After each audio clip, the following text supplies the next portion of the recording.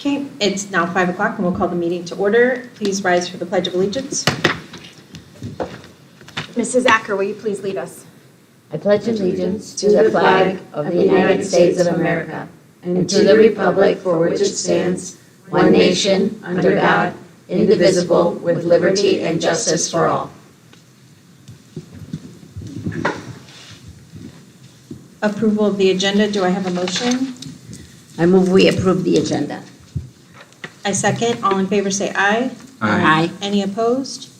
Motion carries. Executive session. The board may vote to go into executive session to review the superintendent's performance incentive goals for 23-24 school year pursuant to ARS 38-431.03A1.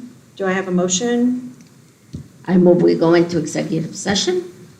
I'll second. I have a motion and a second. All in favor say aye. Aye. Any opposed? Motion carries. Board is recessed.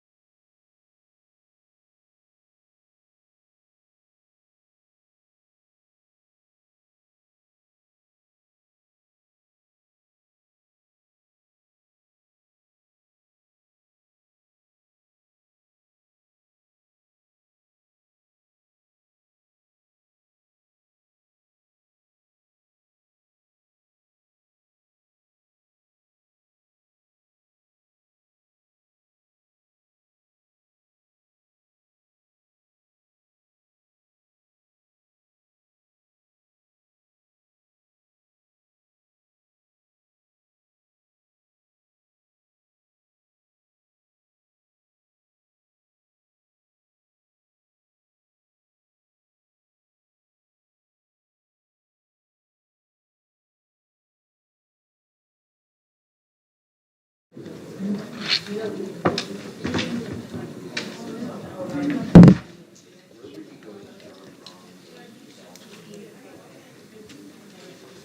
Tyler's asking if I have the budget forms, but I don't see them. Unless, are they, no, these are all.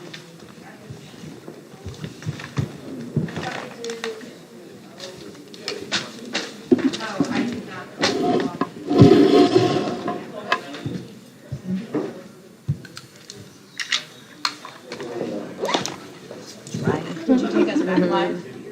All right.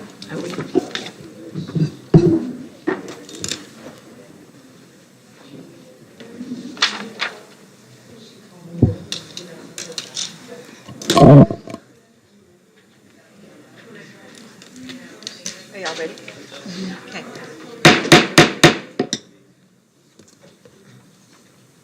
The time is now 6 o'clock. The board has been in executive session, but we will now resume the meeting. Our next item up is approval of the minutes for May 15th. Do I have a motion? I move we approve the minutes. I'll second. All in favor say aye. Aye. Any opposed? Motion carries. Next up is the public hearing for the proposed budget. The board will vote to suspend the regular meeting to conduct a public hearing on the revised budget for 24-25 school year. Districts are statutorily required to annually prepare a proposed budget no later than July 5th or the publication date of the notice of the public hearing and board meeting to adopt the budget if earlier. Do I have a motion? So moved. I'll second. I have a motion and a second to suspend the regular meeting. All in favor say aye. Aye. Any opposed? Motion carries. Meeting is suspended. Ready? Ready? All right. Good evening, President Reed, members of the board. Tonight, as you mentioned, I'll be presenting the fiscal year 2024-2025 proposed budget. Just to give you a little background on what is happening regarding the 25 budget and what I'll be presenting tonight. First and foremost, the legislature does not have currently a K-12 budget for 25. There's no approved budget. So what has happened is the Auditor General, in consultation with the Arizona Department of Education, has issued preliminary budget forms, which is what we're using tonight. These budget forms do not take into any considerations. Obviously, if there's no legislative action, we can't put that any notation of legislative action regarding K-12 budget on the form. So the forms are very generic and general, and they take a reflection of what basically ended last year, and that's all we know. So that's what we're utilizing tonight. One big kind of note right up top is the aggregate expenditure limit. If you've been on the board for several years, I've been talking about this, and you may be aware of it, but one thing that has not been exempted for 25, and that I just, again, want to make the board aware of, is the aggregate expenditure limit. Currently, public education is exceeding that aggregate expenditure limit. Again, it's an antiquated formula of school funding back from the 80s by $1.3 billion right now.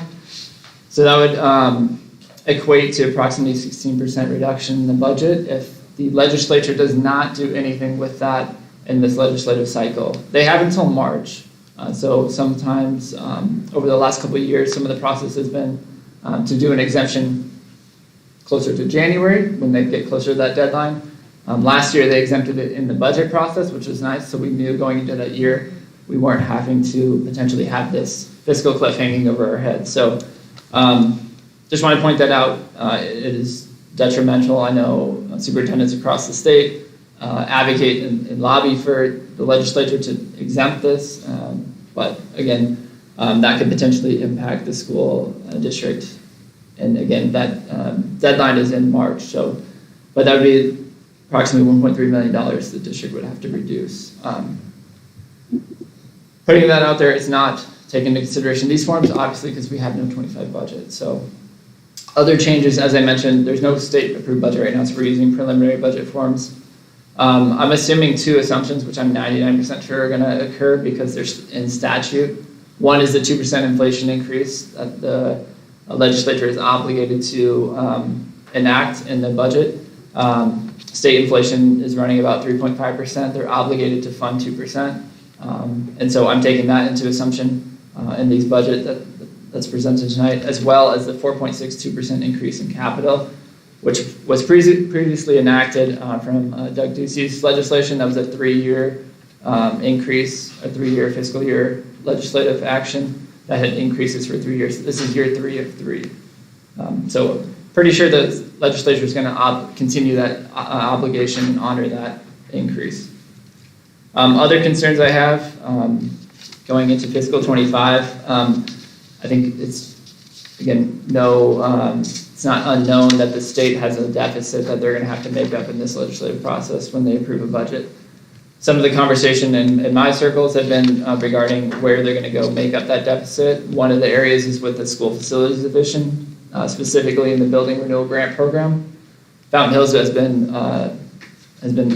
lucky enough in the past to receive several grants from this building renewal grant program, but the state has appropriated over the years additional money to this program to help school districts to the tune of $183 million. So one conversation that I think is going to happen is the state is not going to include that additional appropriation to the school facilities division. And so basically we're going to see a reduction of $183 million in grant funds, available grant funds for districts. And so that is potentially going to affect some of the capital needs and how Fountain Hills funds those, because we're going to have to look elsewhere and not to this program. This is an overall number. How much of our budget is coming through that grant program? So it's How in much the would be past, it's varied year by year, but just this last year we had, what was it, $200,000 for the roofing, right? That was a refund from prior. This year we applied for one item. We got approved for one item, which was a fire panel. I want to say $70,000, but that was life safety. That takes priority over other projects. Yeah. So this is the school facilities board, essentially, that's what this fund is? Yeah, Okay. so it can vary, like the amount Fountain Hills has received is varied over years based on need and application, but taking that grant opportunity away, it's going to be a net loss for Fountain Hills in pretty much every district across the state. So they're not taking it away completely, but they're cutting it by that much? Correct, yeah, so they are obligated to fund $19 million, but $19 million to be spread out to 150 school districts across the state, that it's going to be gone like that. So, and it's going to be prioritized on greatest need, and so Fountain Hills is in its own shape and form, but there's other districts that are, and especially in the reservation and very rural areas that are crumbling, and so they're going to get that priority. But what was nice in the last couple of years is the appropriation of additional funds, so that and so that is what we think is going to go away, which is unfortunate. So. Okay, thank you. So looking at the maintenance and operations budget, I presented the revised budget on May 1st to the board. That budget was revised to reflect the 100-day ADM numbers. That total M&O budget was just over $10.9 million. We're looking at the proposed budget that we're presenting tonight. Working with Dr. J, we're looking at kind of conservatively preparing the district for the declining enrollment trend that has been occurring. And so we're taking an assumption on the budget forms, a decline of 100 students. Now, if for some reason you get more students than that, we can come back and revise the budget up, right? That is easy to do. But if you don't anticipate or prepare for that, it is a lot harder to cut funds when you, and so we're trying to be proactive in that sense, and then optimistic that we can revise up later in the fiscal year. Again, I mentioned we're increasing the inflation, that we're taking into consideration the inflation increase of 2%, and then we're looking, again, I'm estimating to end the year off with $456,000 in contingency from this year. I don't know a hard number yet until we get through the June 30, and then the encumbrance period, and we pay through all our bills that are still outstanding from the fiscal year. So taking those two into consideration, you're going to see a net decline of about 8.6%. Again, a lot of that is derived from the student count. It's the main factor in the funding formula, and so when you have declining enrollment, we will have a declining budget. So, any questions on M&O? Looking at capital, we'll see much of the same decline, but for different reasons. So capital, again, I revised the budget in front of this board on May 1st. The capital budget at that time was just over $4 million, but the board did know we had a lot of projects that were in place, specifically with the middle school renovations and various capital projects that were taking place. Capital, one point of emphasis is calculated on prior year ADM, so you do have, it does help budgetarily when you can know where you ended the year 2 years ago and be able to plan for that, whereas M&O is on current year funding. And so you really have to be kind of forward-thinking when you're projecting those numbers. So just a caveat I want to point out. But looking at this year's proposed budget, again, calculated on prior year ADM, so that kind of helps the district going into this next year, because it allows us, just a real quick, we revised again to 1,060. We're able to use prior year counts of 1,122. So we get a little more capital funding, but we know we're going to have a decline going into the next fiscal year. We're taking into consideration the inflation increase of 4.62%. And then we're estimating, working with Dr. J, we're carrying forward $1 million right now in that capital fund as contingency. Knowing we need a higher contingency in capital, as those items more often cost higher dollar amounts, right? If something were to fail, you're going to have a higher pretty much cost to the district. And so we do carry forward a little bit more money in that sense. Again, you'll look at revised to proposed, a decline of 2.2 million. A lot of that was from the consolidation expenditures that are actually taking place, and now you'll see those realized in the budget. And just looking ahead, so tonight we're presenting the proposed budget. Statutorily, I do have to bring this back, and we're planning on bringing back June 18th, and we'll officially adopt this budget. We can only decrease from the proposed budget, and there's typically very little change. So if something does take place at the legislature, I cannot change that until September 15th date. And so on September 15th, there is a statute that allows districts to revise the budget if there is changes in law that impact the budget calculation. So we'll keep that date in mind, but again, I'm pessimistic that there's not much money at the legislature, so I don't see much money being appropriated in this cycle that will change what we're seeing today. Maybe there is, and I'll be happy to bring back a budget revision in September to increase, but right now we're being conservative in our estimates and bringing forth what we feel we can sustain for fiscal year 25. So I do want to point out June 18th, I think we'll dive into a little more detail on how the board has asked how we're prioritizing some of our capital funds. So I'm working with Mr. Hartman and Craig to bring forth a little more detail on that June 18th date. So you can kind of see how the budgeted $1.8 million kind of breaks down in the district priorities. So with that, I'll be happy to take any questions. Thank you. Are there questions from the board? My only question, I guess it's probably more of a comment, is just that this is very informative and it's all important for us to know, but in the end, I would still love to see a little bit more of a breakdown of hard numbers, because when we have things presented to us, these big spends, we're always told that it's budgeted in, but then when we go through these things, we're looking at numbers that are concerning, we're looking at having to cut things that we maybe don't want to cut, or we're having to look at not taking care of some maintenance issues or some structural issues. And so to me, when I am being told that I'm going to have a proposed budget, I think I would like to see a little bit more of those details in it. Just because, like I said, when we come to the time of approving it, it's always been budgeted, but we're also not apparently budgeting for some of the things that I would say should take priority. And that's what I just alluded to, bringing forth on June 18th, a little more detail, and how these both capital and M&O break down. So, Okay.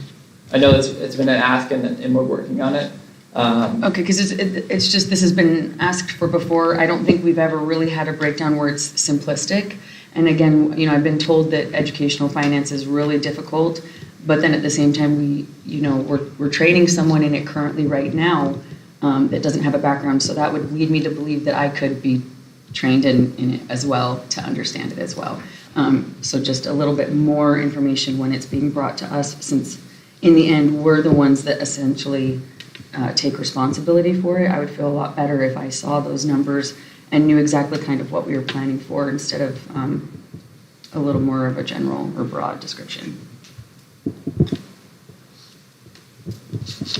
Are there any other questions or comments from the board? The board does have the budget past the slides, so if you have questions on that specific area, please let Tyler know. You can email me and I'll send them to Tyler. You can email Krista and I'll send them to Tyler. But it breaks down, the support services, instruction, is 4 million out of that budget and kind of does break it down a little bit, so. Because this is a public hearing, if there's anyone in the audience that would like to ask a question regarding the proposed budget, now would be the time to do so. We're not going to go through the next pages, but we have it. I just have one question. Okay. I'm trying to find it. It was trying to think if it was here. The average Teacher salary? right, why it's lower when I know we gave raise. Explain it, and I have a feeling I know what it is, but I just wanted to make sure. Yeah, so Fountain Hills, much like the nation, is not immune to experienced teachers leaving the profession. And so that's a reflection of how that calculation is formulated and how we're obligated to report that. So the statute that tells us how we report average teacher salary essentially dictates a very prescriptive formula, and so oftentimes compensation increases or stuff like that get offset by either teachers leaving the profession, reduction, right, in staffing standards. So there's a multitude of factors that kind of reflect that. It's not a reflection of the board's position to increase teacher pay, it's just a reflection of how the calculation is formulated. Okay. And it's an average, so teachers that come in that are one-year teachers, but if a 30-year teacher left, then their salaries are obviously different and factor swing the in. average very quickly. That's what I thought it was, so Yeah. fine. Yeah, my district itself had the same instance where. And we did reduce some of the administrative staff. We did, right. Again, is there anyone in the public that would like to ask any questions? Okay, hearing none. Thank you, Tyler, I appreciate that. The board will vote to go back and to reconvene our regular meeting. Do I have a motion? So moved. I second. I have a motion and a second. All in favor say aye. Aye. Any opposed? Motion carries. Next up is our informational report. We'll start with Dr. Jake. Excuse me. Madam President, members of the board and guests, first of all, I just want to give a special shout out to our high school staff for one, a fantastic graduation, and as a parent, special thanks for taking care of my child for all those years. But it was great to see. One of my favorite moments in life now is being able to give my son his diploma and seeing how happy he was that night. So overall, very great job. I'm expecting next year that people will put their chairs out 3 days prior. Just start new traditions as we go. But no, it was a great night. And I want to thank George, he's here tonight for speaking, and also Vice President Russell stepping in at the last minute. We had some great speeches from our kids, and Mr. Harmon did not have to sing, so it was all around a good night. So thank you for that. The marquees are now working. We decided to go with a different electric company to save some money on that.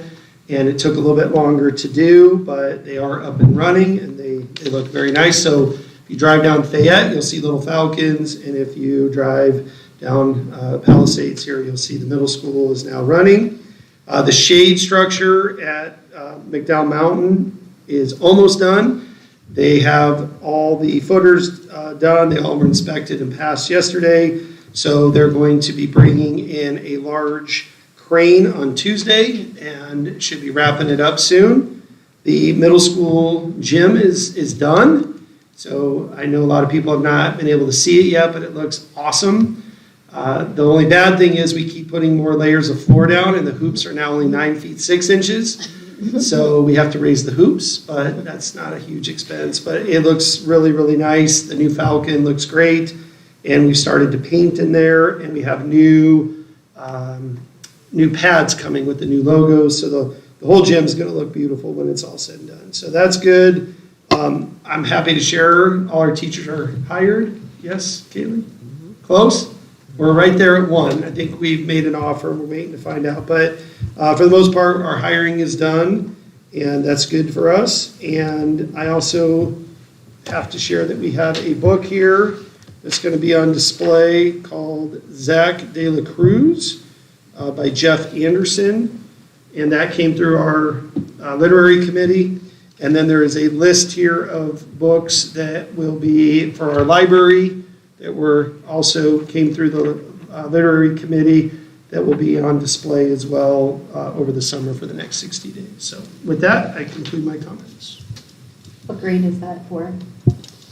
Or what school? that. And I'll get you a train that you I think can it's start I bringing. think it was middle school and up. Is it? It's Stacy Morgan requested. Oh, so Yeah. 5th grade and up. Fifth grade. I was close. Thank you. Yep. Are there any questions for Dr. J regarding his comments? Okay, hearing none, we'll move on to governing board reports. We'll start with Dr. FHUSD. Thank you. So of course, as we all did, we had various promotions, the 5th grade, 8th grade, and the high school graduation, and kind of continuing a family tradition. I was at Falcon Fiesta as the bingo boss, following the footsteps of my late wife. And my daughter, who was class of 2013, was actually my assistant, so it was nice. And what impressed me is that the kids are just so well behaved. I was so impressed that they were there and interested, and a very good event, and I'm so happy that we do that. I mean, that having that party in there, and that is so good. And having the graduation at the Fountain Park is wonderful too. It's such a nice setting. And then, as many of you may know, or some of you may know, that we have a committee now addressing what to do with the Four Peaks campus, as well as the other properties that the school district owns, to address getting funds for future maintenance and such needs. So that is an ongoing process. That's all I have. Thank you. Ms. Reed? So my kids and I were able to volunteer at the last PBIS store, and it was really fun. We kind of organized a little bit of a shopping spree. We donated a bunch of items that we found for the kids to be able to spend all their points. And it also kind of coincided with we had a Mother's Day. We had some donations, so I wanted to thank a few people. Perk Soaps, who makes these beautiful little soaps at the farmer's market, donated a bunch of soaps for the kids to buy for Mother's Day. My kids and I planted little flowers in little pots that we donated. And Sam Brooks donated a bunch of stuff for the shopping spree. Thank you so much. It makes such a big difference. And the kids were so cute coming in, buying stuff for their moms or buying stuff for other people. One kid bought some of the Mother's Day gifts that were a little bit more expensive points-wise. And he was like, am I poor now? And he was like, it's okay, it's for my mom. And those moments are just priceless. I love that. I was also able to attend the KDA dance recital, which isn't necessarily a school district thing, but it was so sweet to see how many of those kids are students and to see how accomplished and how talented they are. It was amazing. And then to see all the people that drove all the way out to Cave Creek to support them. That was awesome. I too attended the Facilities Use Committee meeting today. It was well attended. I was grateful to see a bunch of community members that came out, taking interest in things that affect them. I too attended the 5th grade graduation and our senior graduation. And both of those, I have no kids graduating either one of those, but I got emotional just seeing how much our staff cares about our students and how much they care about our families and our community. I love the relationship that we have in our small town with our district. I was also able to attend the staff appreciation lunch, which that's probably one of my favorite events to attend because it's at the end of the year and everybody seems to be a little bit lighter and a little bit more upbeat.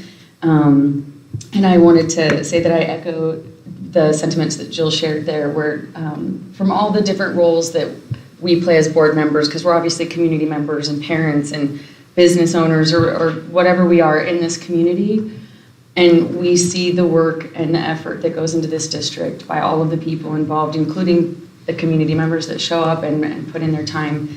And that's what makes us unique and special. So that's what I have to share. Thank you. Mrs. Acker? I have quite a list too. Starting back from attending the opening of the planetarium, which was incredible. I did get to go to the high school and middle school band concert. It was unbelievable, and you saw the growth in the middle school because the first concert, they had only had pretty much a few weeks of lessons, and what they could do now was incredible. I can't say enough about the high school because we were all tapping our feet, ready to dance at the end. I attended the senior recognition night, which is fantastic because you see all the awards that all the seniors garnered from everywhere and a lot of the things coming from our community, so it's really nice. I attended the last coalition meeting, which our coalition's incredible, everything they've done for the schools. I did go to Fort McDowell for the senior graduation walk, and that's something that's unbelievable because I've never been in a school district that was small enough to have the seniors go with their cap and gown. And then I went and saw them at the elementary school, ran over to the preschool graduation, and after that it was the kindergarten graduation. Of course, I attended 5th grade and 8th grade and the high school, and it's just, it is a hectic few weeks at the end. The dance concert also, middle school and high school, was at the high school gym, which very impressive young people, girls and a few boys that had us all cheering. It was very nice. I went to the EVID graduation last year and I attended this year too. So I didn't get to stay for the whole thing. There were a lot of people in pink gowns for, you know, for hair and makeup and all that. So I didn't get to see Dr. J's son walk at that point. I couldn't take any more. It's lucky we got there because they didn't tell anybody that they had blocked the parking. So even the people from EVID had no idea. So we were driving back and forth. You weren't sure where to get in. What else? I did see the senior walk at the elementary, as I said. Staff recognition lunch. Again, it is great because you see the teachers and everybody relax at that point, you know, so it's nice to see them getting some awards. And I also went to the facilities use meeting the past 2 days. I'm not the representative, but I wanted to know what was going on, so I had to sit there, and it's nice to have community people come and say what they think of everything. So I think that was about it. Thank you. I have a list, but I'll be quick. Since this is my last year on the board, I've tried to take advantage of as many events as I could. My term expires in December, so I won't be here for any more graduations or promotions. But I started out with the planetarium. I attended senior night. This is kind of my last group of seniors that these kids have grown up around me, so it was very emotional to watch them get their awards. I went to the preschool and met Avocado. That was amazing. Love Avocado. If you don't know Avocado, please look him up because he's really cool and he's our own local celebrity. I went to the preschool promotion, kindergarten promotion, 5th grade promotion, 8th grade promotion, and the high school graduation. I attended the faculty lunch where I gave my final goodbye speech to our staff. But I would just like to thank them for all the years that they have put into our district, and it was great to finally kind of see everybody relax, and I would say that this is probably one of the highly attended faculty lunches that I've seen the last few years. Morale has been low, but it's getting better in our district, and so it was nice to see our staff come out. And I'd like to thank the Golden Eagle Foundation for all the awards they give to our staff at the end of the year. They do a lot of stuff for our kids, but at the actual faculty luncheon, they give awards to our staff that their peers have voted on and nominated people for awards, and then Golden Eagle hands them out, and they usually get a nice certificate and either a monetary donation or a gift card or something. So I'd just like to thank Golden Eagle for also taking care of our staff. So with that, we will move on because there are kids in this audience and they're ready for their awards. So next up, we're going to start with our district celebration with spring sports. Dr. J, you want to lead that? Yes, I have our wonderful athletic director here, Ms. Nguyen, if you want to come up and present. I know it's summer, so we're going to have less people here tonight, but still want to recognize.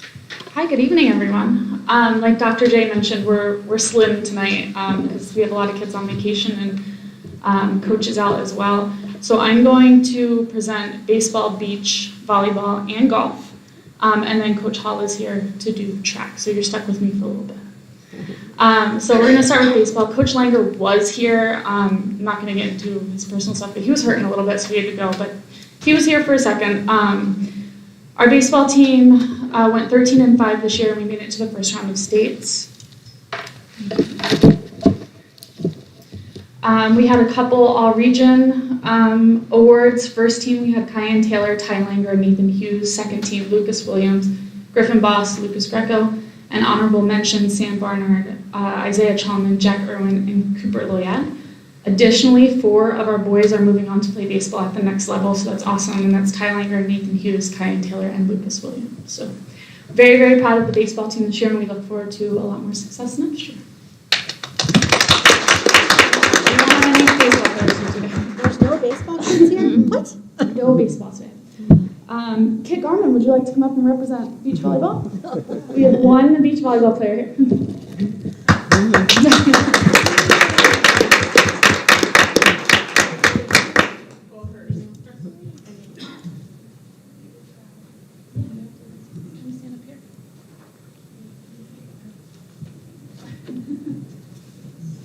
Yeah, you're gonna awkwardly stand right here.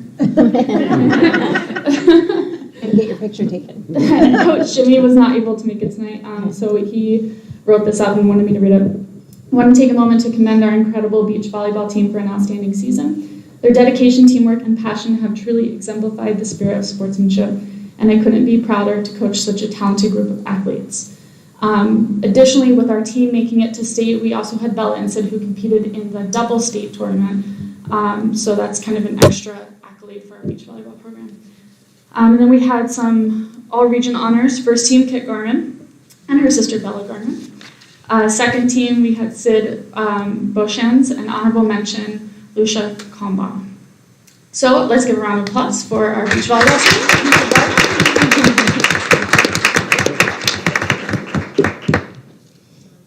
George, are you taking a picture? Oh, me too? Oh, you did?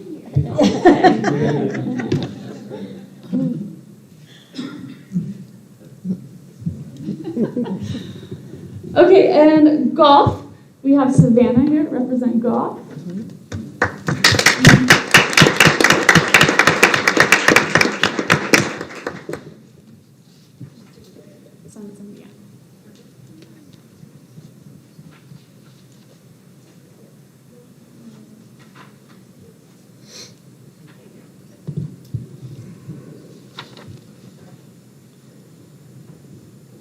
And you can awkwardly stand here too. So golf was an interesting one this year because we started with Coach Wilkinson, who unfortunately we had to pivot due to some personal things going on. And when I say pivot, I mean I had to coach 2 golf matches, and that was my first time ever being on a golf course. So they were obviously in really good hands. But I do want to give a big shout out to Coach Austin Keating, who stepped up for the rest of the season for the kids so that they can continue on. So we're really thankful that he was able to do that. So obviously Coach Keating couldn't be here tonight, but he also wrote up a little something. So as we conclude this remarkable season, making state as a team for the first time in 3 years, I am filled with pride and gratitude for the chance to serve as the interim coach. The team's commitment, teamwork, and sportsmanship have been truly inspiring from day one. We faced challenges that tested our resolve, yet your resilience and positive attitude shone through. To the seniors, thank you for your leadership, and to our underclassmen, I look forward to seeing your continued growth and success in our golf program. Our heartfelt thanks to the parents and supporters for your unwavering encouragement, especially as I transitioned into coaching for a brief period of time. Thank you for allowing me to be part of this journey, and congratulations on a fantastic season. Looking forward to winning state next year.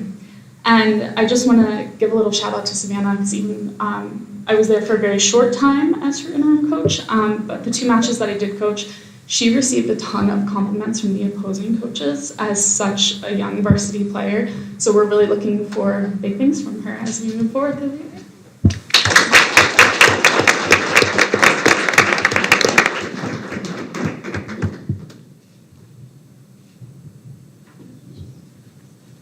Coach Hall.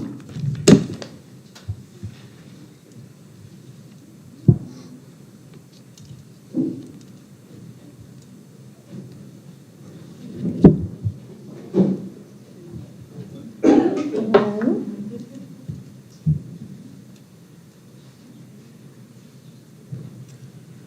Alright.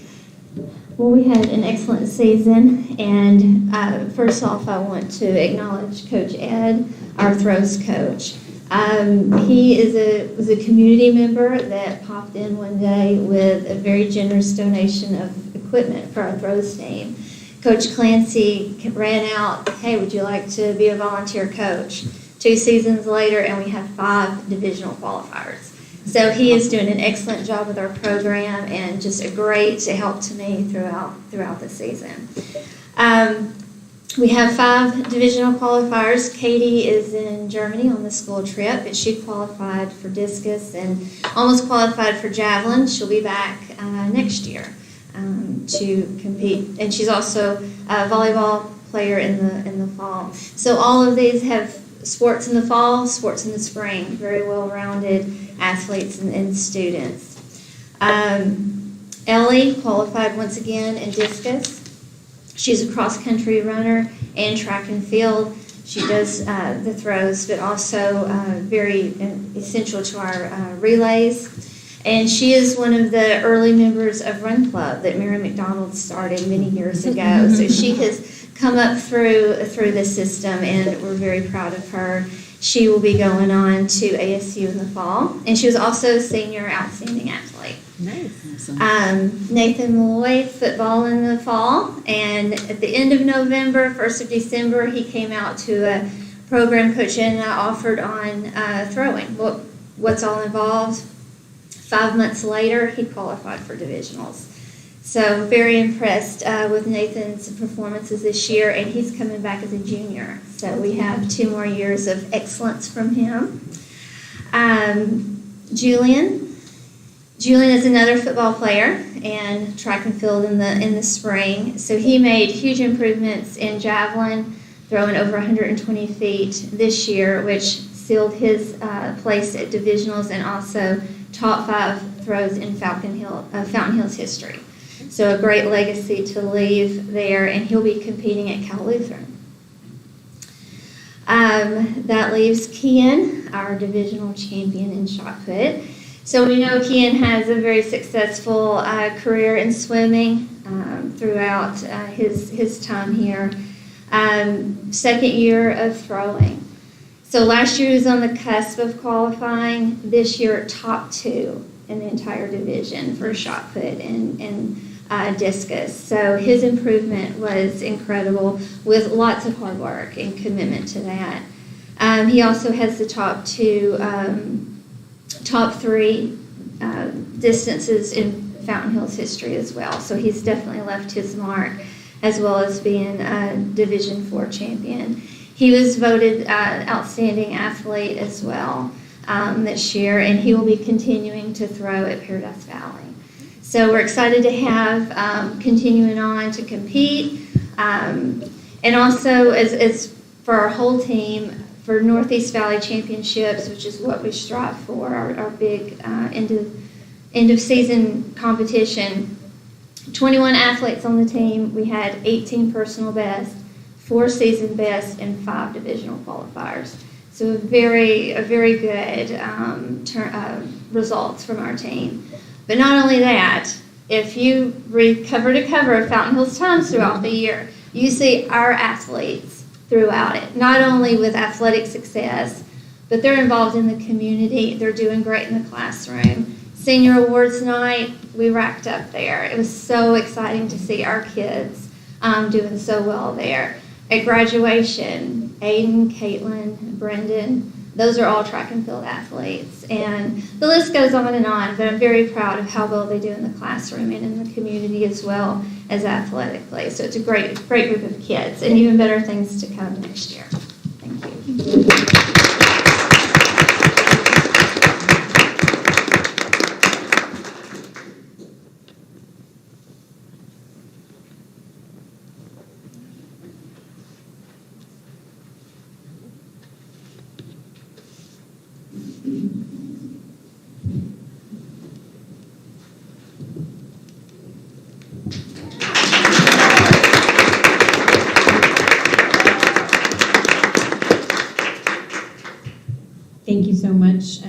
congratulations to all of our athletes for fabulous seasons.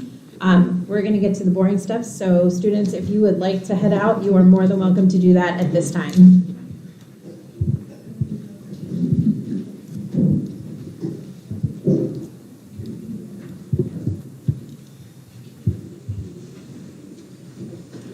Okay, next up is the student activity and auxiliary accounts. Are there any questions or comments on these accounts? I have some questions. In a couple, it shows under funding, it has, expenditures under a tax credit. And so then there's a negative tax credit amount. How does that work out? Oh, did Tyler leave? No, he's here. Oh, there you are. So, Craig? okay, Craig's going to help us? I All can right. respond to that. Okay, We incorrectly coded a tax credit, and so we then had to correct it. And instead of showing it as a revenue, we wanted to show it as it was shown as a revenue, and we had to credit it, and as opposed to showing it as an expenditure, we took it out.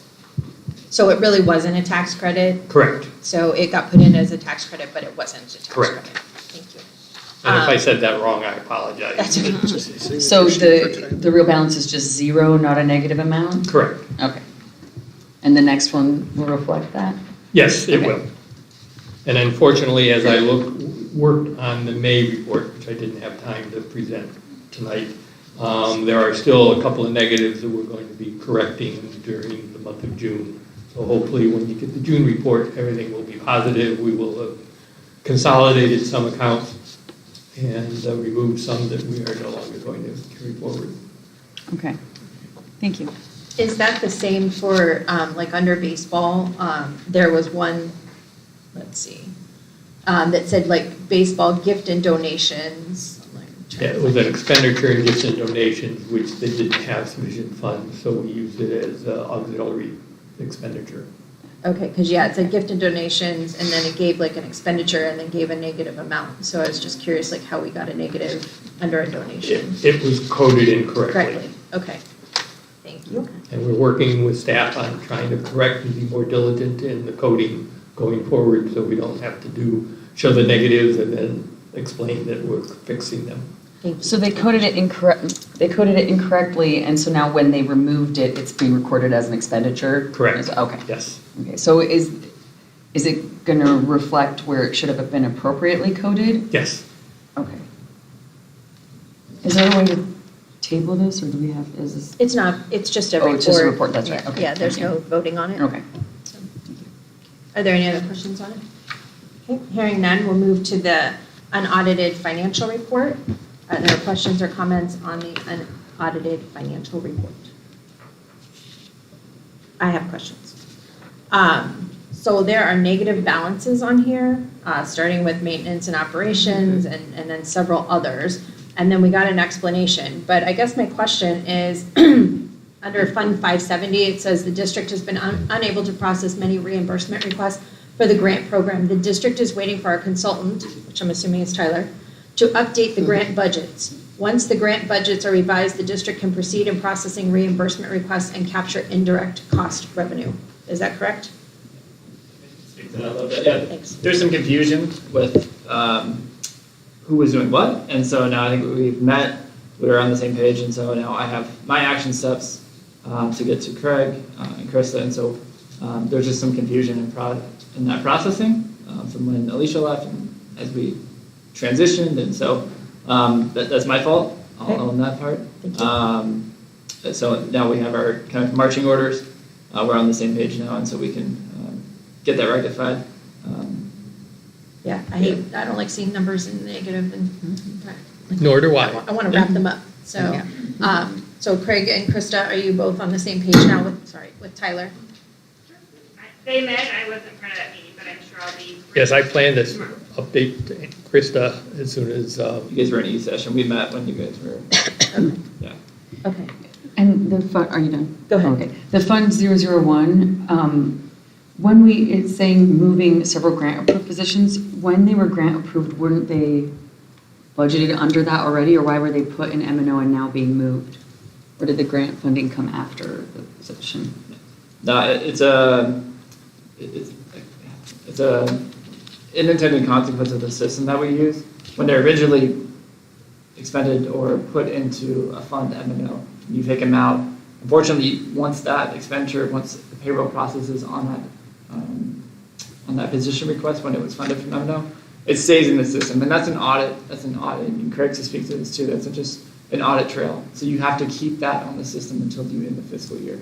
Unfortunately, we're not done with the fiscal year yet, so we have to wait till those. So is the grant essentially reimbursing the M&O money we Yeah. spent? Okay. So the transaction has taken place in the system, but essentially we have to wait till the fiscal year end for that to be completely cleared off. Okay. It's just the system, the financial system we use it has pros and it does have cons as well. And so when you're running your M&O balance as tight as it is with your contingencies, when you have instances such as that, they just compound and they reflect negatively on the financials. So we're reporting what's in the system. I think that's the most transparent thing to do. Right. But ultimately, we know that those are going to come off on June 30, and so I'd rather not manipulate the financials. I'd rather report what's. No, we need to report what it is. Yeah. Yeah. And so But we need the explanation, and we need the public to understand why we would have a negative balance, and if it's due to grant funding, because we're approved for the grant, we start working with the grant, but the funding doesn't come in until after we start working, and so then it's a reimbursement, then it's a process. So. Are there other questions regarding the unaudited financial report? Okay, hearing none, thank you so much. Next up is public comments, Krista. Okay. Tyler needs us to sign that we did the public hearing.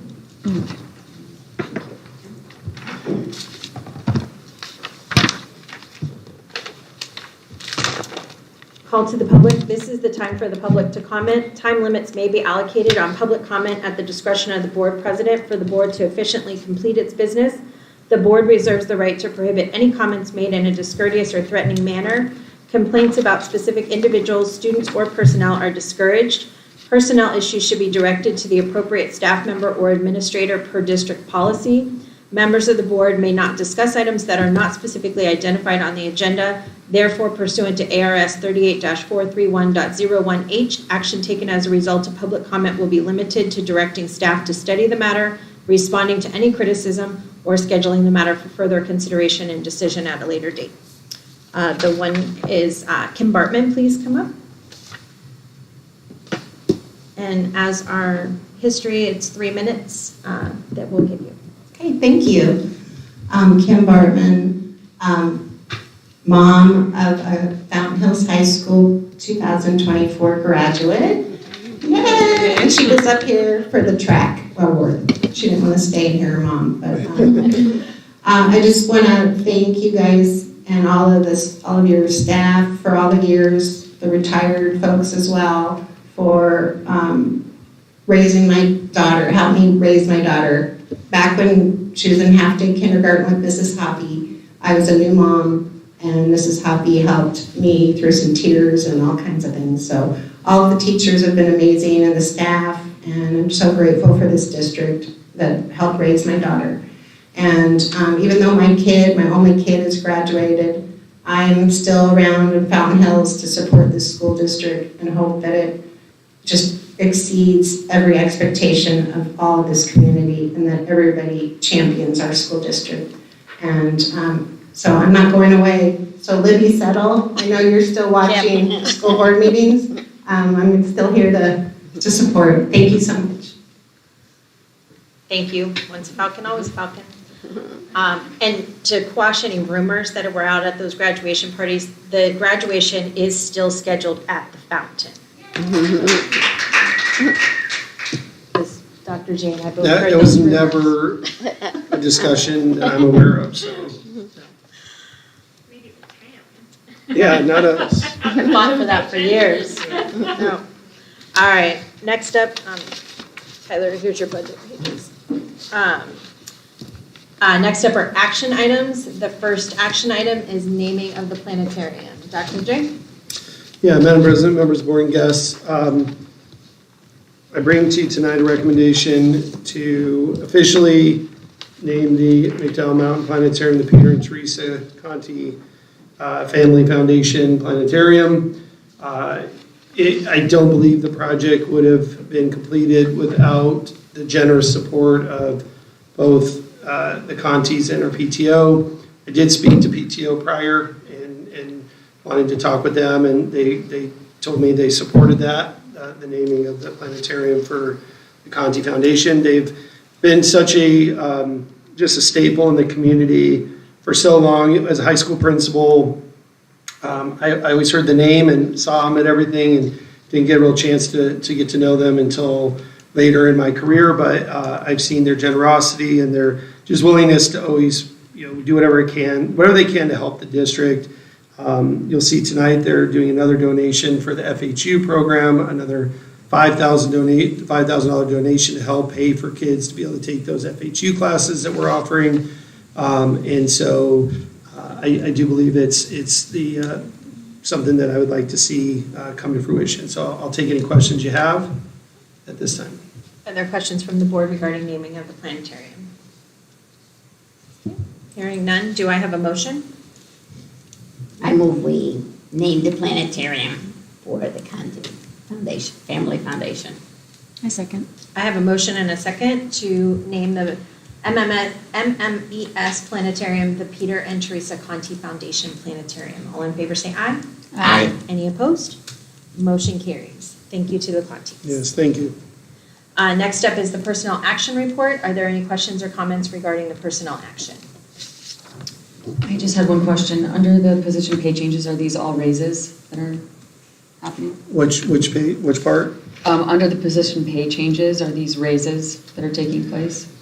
I'm going to let Kaylee speak to Kaylee, come on up. yes. Some of them have moved into other positions. Newer positions, So, okay.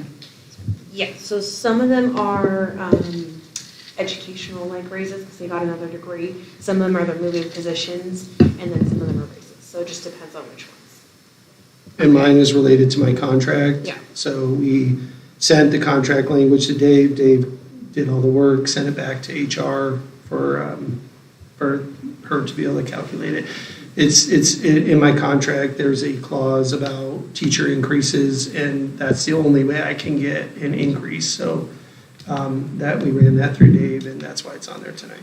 So this is reflecting the raise that already took place for our teachers that you're now matching? Earlier this year, Okay. yes. It's a fiscal year clause in my contract. Okay, thank you. Are there any other questions or comments? Hearing none, do I have a motion? All right, I'll move that we approve the personnel report as presented. Is there a second? I second. I have a motion and a second. All in favor say aye. Aye. Any opposed? Did you vote? Yes. Okay, I didn't hear you. Expected. No, I just didn't hear you. Okay, next up are the payroll vouchers. Can I just say one quick thing? Okay. I just want to recognize Ray's here tonight. Ray's now our official Director of Transportation and Warehouse, so thank you, Ray. We're very happy you're here and sticking with us. Thank you. And Ray, how long have you been here? We started my 12th year. 12 years. Well, we are blessed to have you. Couldn't find a better place to work. Awesome, Thank you, love to Ray. hear that. Okay, next up is the payroll vouchers on pages 50 to 54. Are there any questions?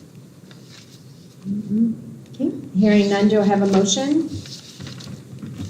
I move we approve the payroll vouchers. I'll second. I have a motion and a second. All in favor say aye. Aye. Any opposed? Motion carries. Next up are the accounts payable vouchers on pages 55 to 70. Are there any questions? There were a couple really high, like Climate Tech, and again, a lot of those companies. Where do we know which sites those were at? I'm sorry, I didn't look in the.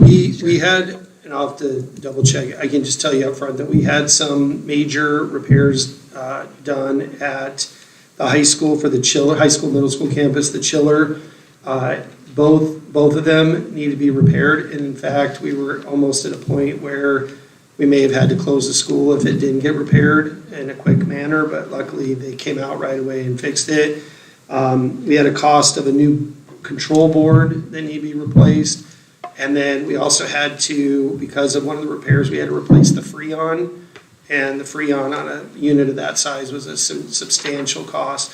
So, and we have other chiller issues that are gonna need to come through after July 1st, is when I think those are scheduled, like sometime late in the summer, those are scheduled to be done. But we definitely have other chiller issues at McDowell Mountain that are also gonna require pretty significant maintenance in order to have those ready to go in August.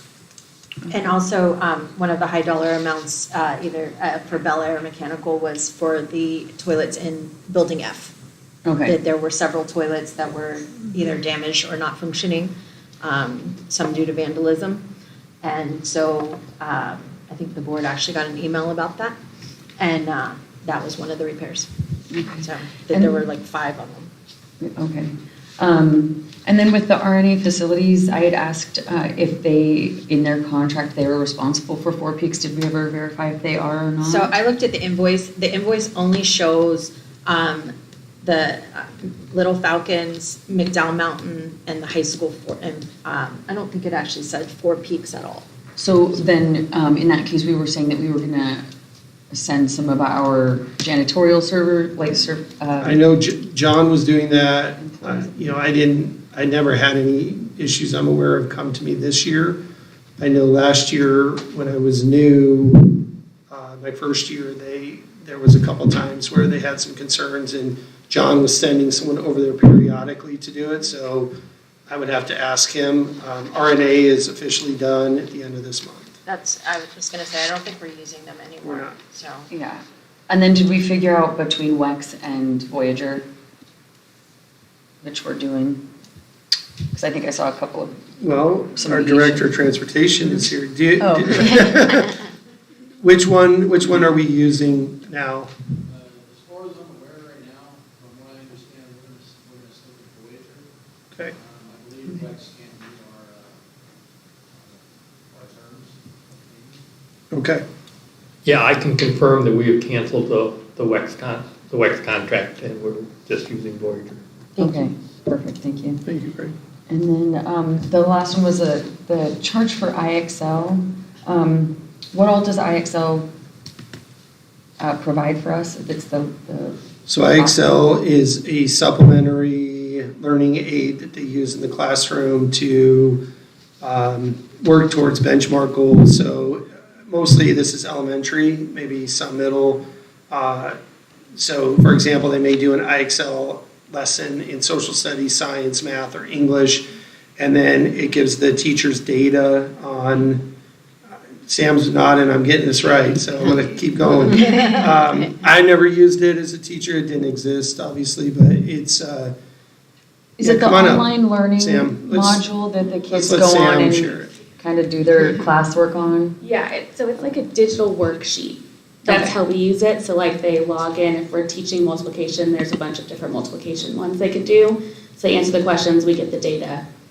So it corrects them automatically, which is good for their feedback. And then we use it as our 3 times a year, our like on-grade level benchmarks for ELA and math.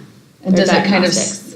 it kind of self-adjust and populate the worksheets for the students based on their level, or do you guys have to do that? both. Okay. So there's one page where it self-adjusts based on their diagnostics, and then there's one page where I can assign them specific Okay. ones that go with what we're using. Great, okay, thank you.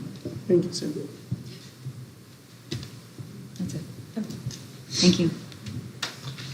Okay, any other questions regarding the accounts payable vouchers?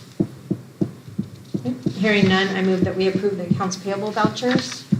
I second. I have a motion and a second. All in favor say aye. Aye. Aye. Any opposed? Nay. Okay, motion carries 3-1. Donations, are there any questions regarding the donations? Can I make a quick comment? Yep. I just want to say it's special for me to see one of my former basketball players, Martin Ort, donating again. I believe last year he gave $25,000 towards the field, and this year he's giving $16,000 to do some work in the gym. So special thanks to Desert Canyon and Fountain Hills graduate from 2006, an all-time leading scorer in school history.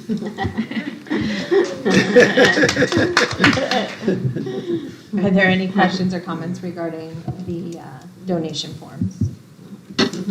Hearing none, do I have a motion?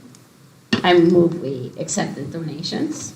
A second. I have a motion and a second. All in favor say aye. Aye. Any opposed? Motion carries. Next up is the updated 24-25 support staff schedule. This is a reflection of the administrative assistant registrar moving from one pay grade to another. This is now going to be a 12-month employee instead of the 11-month employee. So are there, Dr. J, do you have anything to say about this? Nope, just recommend it. Are there any questions or comments regarding the move-in pay grade? Hearing none, except that the AC just went off. Do I have a motion? So move. I'll second. I have a motion and a second to approve the updated 24-25 support staff salary schedule. All in favor say aye. Aye. Any opposed? Motion carries. Next up is the 12-month work calendar for 24-25. Again, this is to reflect the movement of the registrar from an 11-month to 12-month position. Are there any comments or questions?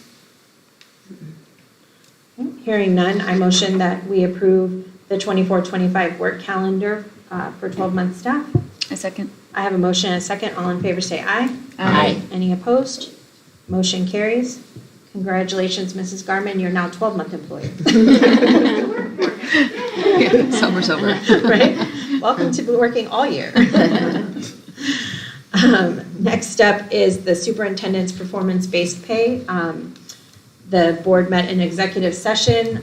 This is part of statute that the governing board has the option to give a 0 to 5% performance pay to the superintendent by June 30th of each fiscal year. Are there any questions or comments? I have one question for clarification. This is on top of his salary, correct? This is not written into his salary amount. This would be on top of it. It's An a bonus, additional amount, yes. right? Okay, Just a like, bonus, yes. yeah, just like with our teachers, that they also get performance pay based on, different categories. I just want to say thank you. Dr. J, it's been incredible watching everything you do. I'm not sure you sleep, because it just seems like you're running around to every organization and getting all these donations. If it wasn't for you, I don't think we would have any of these. So I think everything you've done, the internship has worked out fantastic. We're talking about the young man that showed us last week, and I had gotten a chance to see the girls that work with the coalition. It was rather impressive. So I think everything we've done, let alone that the schools look fabulous, and I'm sure the teachers are taking a step back this year, relaxing, that knowing that they don't have to move and reset up everything. So I want to say that I would like to move that we give Dr. J the 5%. Can we discuss before we continue? Okay. Yeah, we're still in a discussion. Yeah, because I want to echo the gratitude and the general shift in just the atmosphere at the district since you've taken leadership. I think that there's been a lot of support throughout the community for someone who's local, someone who is invested, has their students here, has their kids here. And I think that you've done a lot of fantastic work. I think there's a lot of things that you've done really well. I love the website that you were showing us. I think that that's excellent. I love the Fountain Hills University. I love a lot of the things that you do, and I really want to highlight that I am personally extremely grateful. However, I will be a no vote on the bonus, simply because in the end, I think that when we look at our next year, we are going to be facing an enrollment drop, which is a big negative for this district. And as much as I feel good about all the effort and the things that you've put in, I think that in the end, if we're really looking at where the district stands today, we're being a little bit premature with spending money on a bonus when if you really think about the measurement of where our district stands, it would be enrollment, and the fact that we're dropping is a major concern, and I personally know of at least 12 to 15 students that won't be returning next year for various reasons, and I just hope that we can see that turned around, and once that turns around, I feel like I would be very confident in awarding a bonus. I disagree, but if you look at any district across the United States, actually, enrollment is dropping everywhere. Anasazi's kindergarten is less than our enrollment in kindergarten. I think Dr. J has done a great job in staff retention, in coming up with creative ways to make us a district of choice, giving Fountain Hills Unified a unique identity. I think he has done above and beyond what we've tasked him with. When you look at enrollment, it's not, it's easy to say, well, that number's dropped, but it could have dropped a lot more if we had a different superintendent. So I'm going to look at the retention rate, that there's a lot of families that I know you've talked to and have decided to stay because of your conversations with them and the tours that you've done, including other kids that came from different districts. So I appreciate everything that you're doing, and I think that for the work that you've done, that you're deserving of that bonus, and I'm not going to base that based on a number of enrollment when I know that across the state, across the United States, that public education is losing enrollment.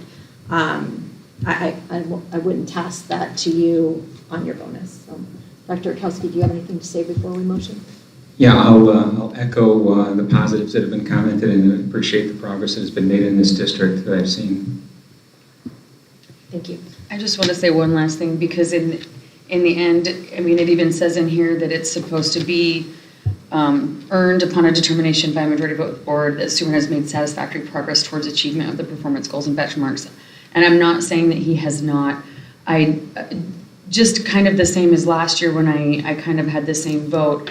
I think that, you think of like the captain of a ship, or like the leader of a business, or the leader of a family. The last thing that you do is reward yourself, especially when the district or the business or the family is in trouble. And when I look at our budget and we're looking at cutting things, and we're looking again at not being able to take care of structural issues, when we're looking at accusations of mold in our buildings, there's things that I think we just have to kind of read the room. And I think that before celebrating too much, even though there's cause for celebration, this one I think is a little bit hard for some of the community members to swallow, given our financial status right now. But I do truly, personally, I appreciate you, and I appreciate what you do. I appreciate the creativity that you've brought to a lot of the things that we face, because like I've said, education I think is facing a lot of scrutiny in the nation right now. So I appreciate you. And the mold report was negative. We did that. So with that, that's good. Thank you. Lillian, go ahead and make your motion. I move we give Dr. J the 5%. I'll second it. I have a motion and a second. All in favor say aye. Aye. Any opposed? Nay. Motion carries 3-1. ESI annual agreement. We've talked about this in the past. This is the company that we contract with for employees that retire but still want to stay in the education field, that we hire them as a private source. They also handle our substitutes. So you have the contract, and we've discussed this. Are there any other questions? I just had one. When we had the presentation on this, I believe there were two other companies we had looked at. One was the Kelly Education or company, and I can't remember the name of the other one. Scooter or something. Yeah. Okay. When I was looking at stuff, I just Googled the Kelly company and called them to see. When we originally reached out to them for a quote, the person that I spoke to said that we would have been sent a form or there would have been a process. She said it's automated, and that at that point they had not heard back, we would have not. The process would have been. Okay. Yes. Okay, well, because I called one time and spoke with someone, and I just didn't have the information to give her to get a quote myself, but she was very But they don't do helpful. our rehires, like the ESI. That's a big reason why we do it, is because we can bring teachers back. We Okay. can't do that with any other. Okay, that would have been good to know, because in the end, like, the board is constantly told that we're not meant to do, like, the checking or the legwork, I guess. So in the end, it's just nice to know that the due diligence has been done.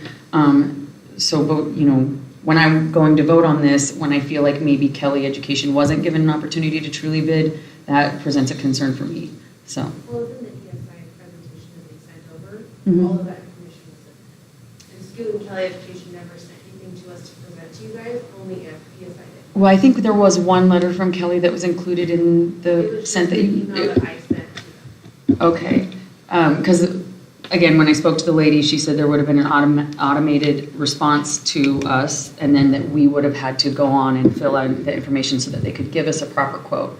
And like I said, I didn't have the ability to give her any information to get a quote myself, and I don't think that that's my place. But in the end, it did just make me question as to whether we had really considered other options. Yeah, when we're spending so much money and we're complaining that ESI is one of our big expenses and that it's the only avenue, I would just like to have a little bit more confidence in that. But I do appreciate what they do and what they provide. But that expense is because we hire teachers through them, so we pay ESI for those teachers. So it's basically Yes. the salary that we're paying to ESI. So that's the huge expense, is that we pay them for our substitutes, so they pay their substitutes, and then we pay them for our teachers, and they pay the teachers. Yeah, I understand. I think we were just trying to look at alternatives, and Kelly was one of them. Right, And but they don't But offer they- the services that we And need. it's 81% of their salary that we pay ESI, so it's not even, we're technically saving money by. 85.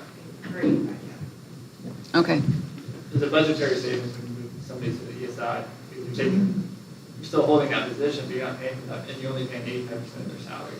And you have staff that work to get to that point, so if we don't have that, you're gonna have staff that don't wanna be here. yeah, no, I really appreciate that it gives them the opportunity to come back, and I didn't realize that because I don't think that was brought up in the original presentation, but that's a deciding factor. Thank you. Are there any other questions or comments regarding ESI? Hearing none, do I have a motion?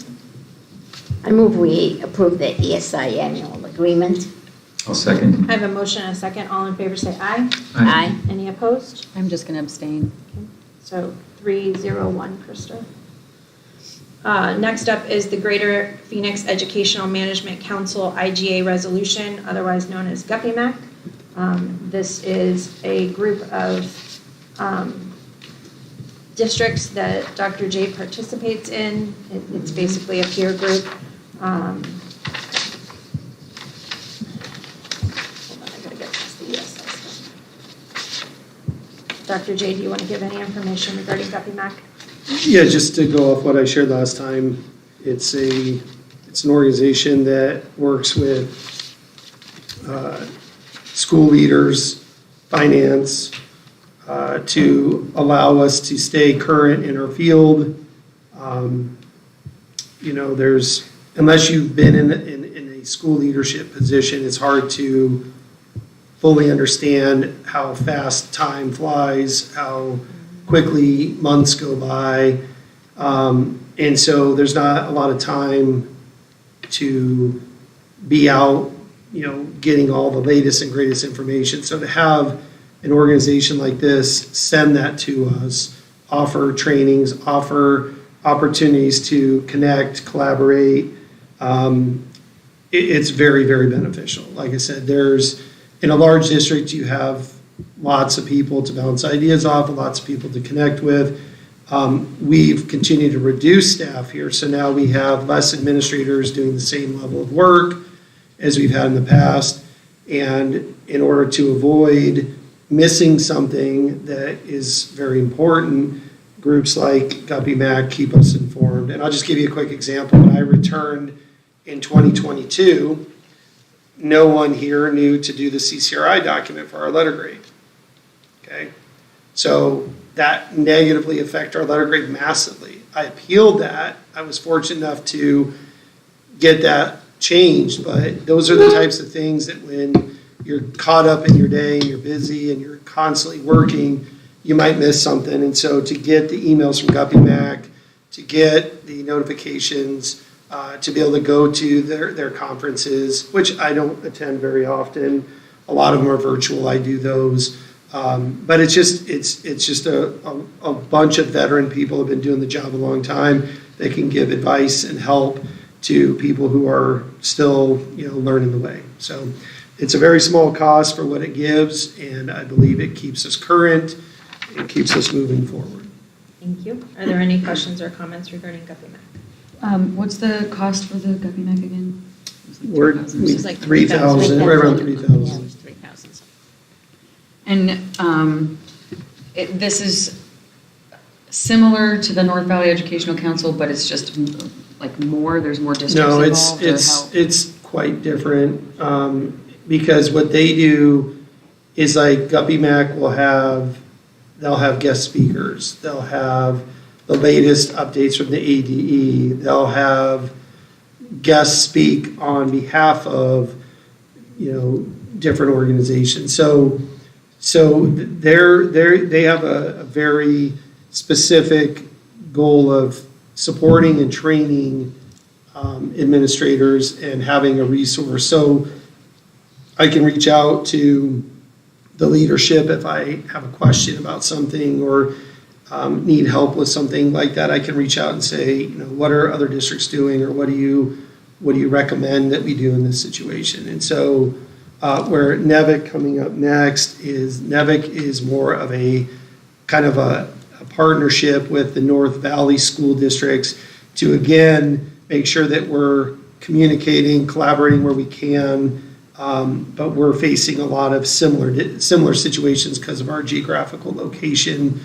And so yes, they both provide opportunities to collaborate and to work with other superintendents, but Guppy Mac has more of a focus on trainings and sharing out kind of the latest knowledge on laws, policies, anything coming up that we should be aware of, especially laws and potential bills that are in the legislature, so that we're prepared for those when they come out.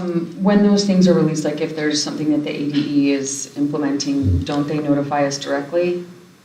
They do, but you got to remember that when you have turnover, are they sending it to a different email address? Are they sending it to now Chris Alexander, who's no longer here? It can be sometimes challenging. Sometimes it's could be picked up by your junk mail. It's just better to have multiple opportunities to make sure that you have that information. Okay.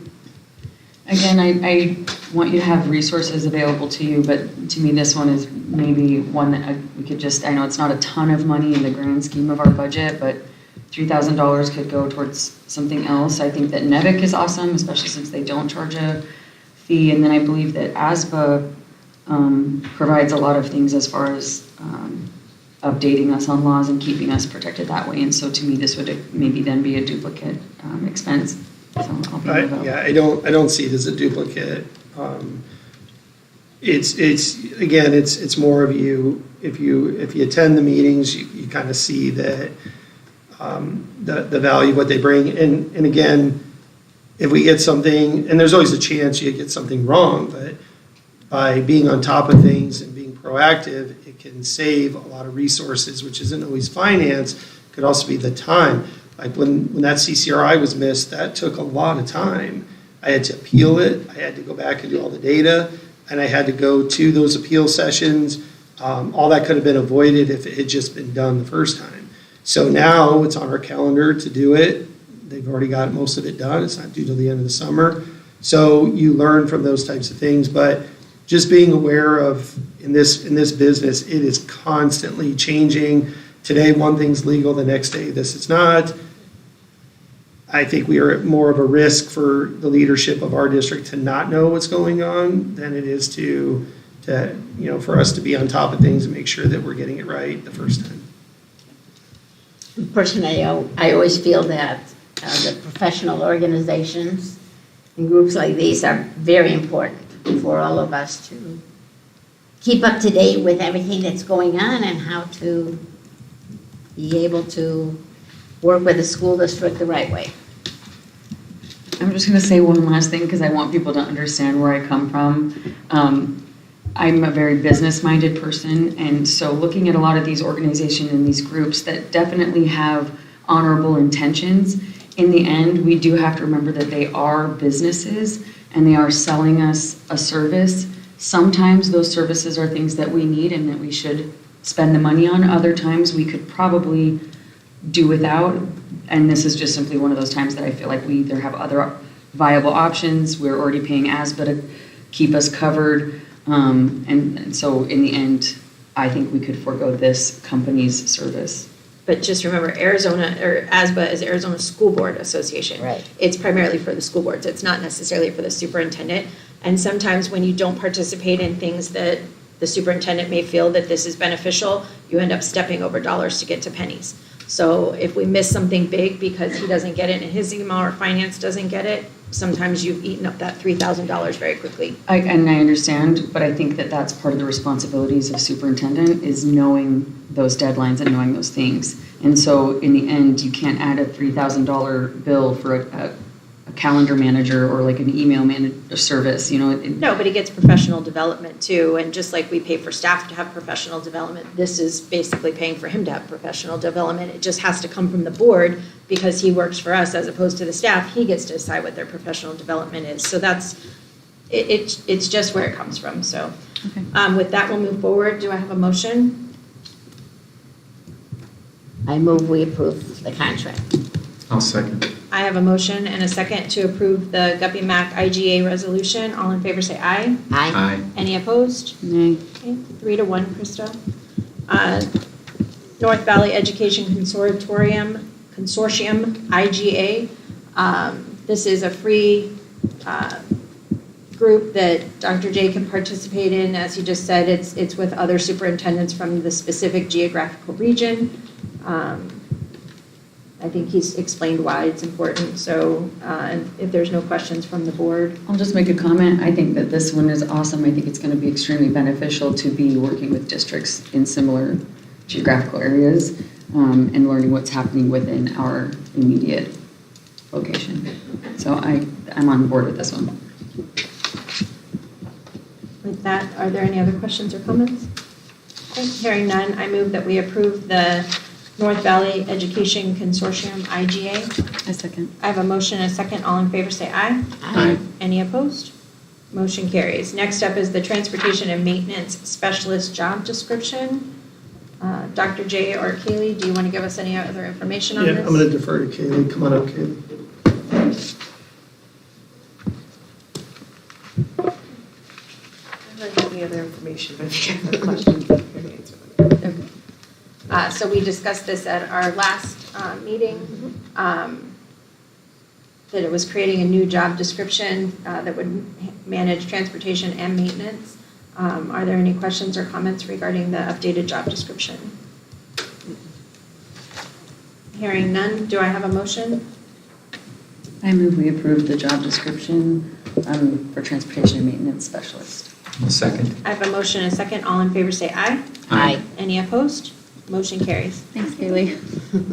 Next up is the high school boys basketball overnight and over 100 miles to Flagstaff for their football camp. Or I'm sorry, the basketball tournament. I don't know what it was. Are there any questions or comments regarding their field trip travel? Just best of luck and have the best time. I know that my brothers always had so much fun traveling with their teammates and with their coaches, and it's just like a whole nother brother aspect that ends up happening there, and I love it. All right. Do I have a motion to approve the boys basketball? So moved. A second. I have a motion and a second to approve the boys basketball trip to Flagstaff. All in favor say aye. Aye. Any opposed? Motion carries. Next up is the girls volleyball to Safford, Arizona. Are there any questions or comments regarding this trip? No, always worthwhile. Okay. Hearing none, do I have a motion? So moved. I'll second. I have a motion and a second to approve the girls volleyball trip to Safford. All in favor say aye. Aye. Any opposed? Motion carries. Next up is the girls volleyball trip to Camp Verde. They're going to be busy. Are there any questions or comments regarding their trip to Camp Verde? Hearing none, I move that we approve the girls volleyball trip to Camp Verde. I'll second. I have a motion and a second. All in favor say aye. Aye. Any opposed? Motion carries. Next up is information discussion items. We're going to start with Beyond Textbooks IGA. Dr. J? Yeah, Madam President, members of the board, yes. As the administrator who brought Beyond Textbooks to this district, I'm obviously very supportive of it. Again, we've seen what this program is capable of doing when used with fidelity, used correctly. I'm happy to report that our middle school had significant growth this year on their AASA exams.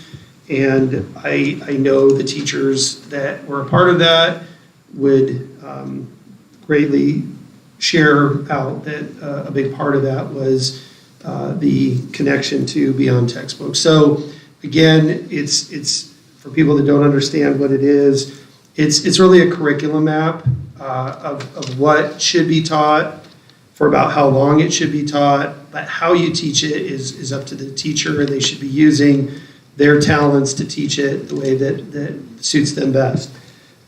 What it does is it organizes everyone in the same direction. And so one of the slides I remember they showed at the first training I went to with them is all these arrows going in different directions. And a lot of times that's what happens in a department or in a school or a grade level is everyone's doing their own thing and you have mixed results. But when everyone's on the same page and they're following the curriculum map, the plan, you have great results as a result of that. Remember, all it is the state standards being unwrapped, made accessible, put onto a website for easy use, and they have some learning aids that are available as well for teachers to utilize. But we typically use it. I would say the vast majority of the usage is just the calendar feature of how long should I teach this and when. When you're a young teacher coming in, we have some brand new ones starting with us right out of college. This is a very, very beneficial site because they go to their standard they're supposed to be teaching. It tells them, all those facts, but it gives them a lesson plan that they can utilize. It tells them how to use depth of knowledge. It teaches them, the timing of the lesson. And it's just a resource to a young teacher that doesn't have a lot. So whether you're a veteran or you're new, it's beneficial. Chrissy Beard, who had significant growth in her ELA scores, is a former BT teacher from Vail. She has several assignments, I believe, on the program that she submitted. And I can just say it works. The test scores are where they're at. I believe a lot of it is that organization that PT provides.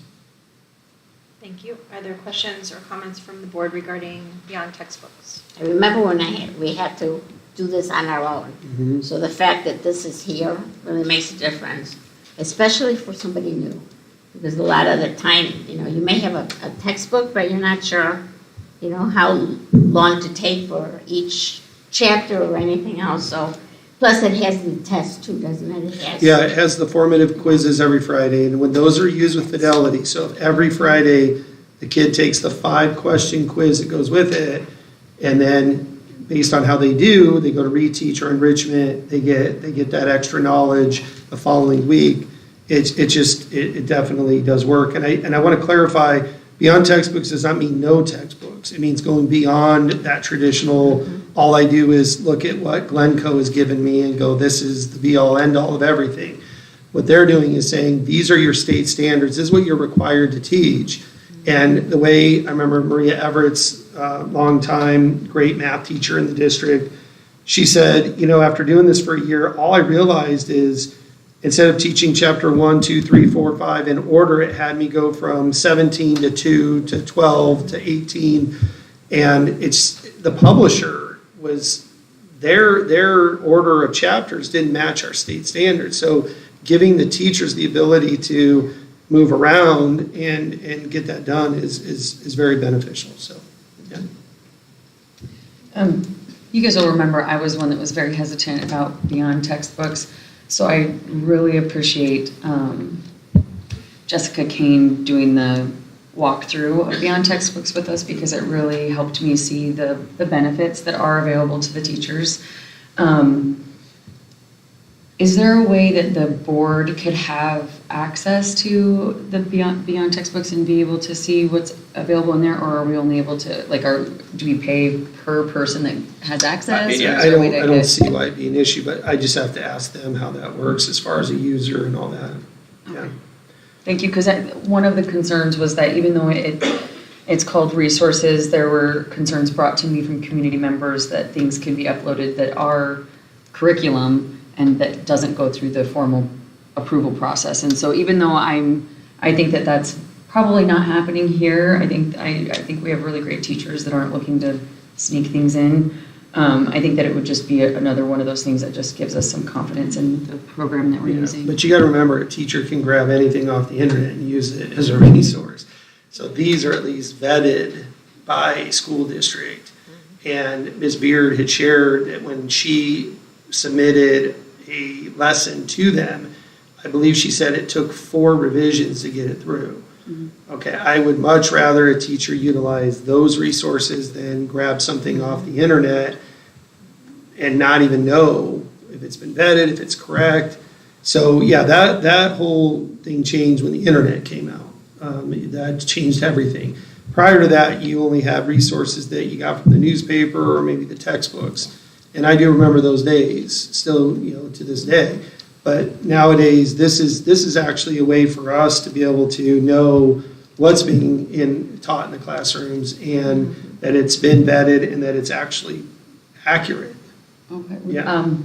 So that begs the question, what you said. So right now, there's not any kind of policy in place for our teachers that would not allow them to bring whatever in? But as a social studies teacher, if a social studies teacher wants to use a current event, I don't think that needs to come to the governing board for approval to discuss a current event going on in history. We do that in government and econ all the time. It's when you are changing what is supposed to be taught.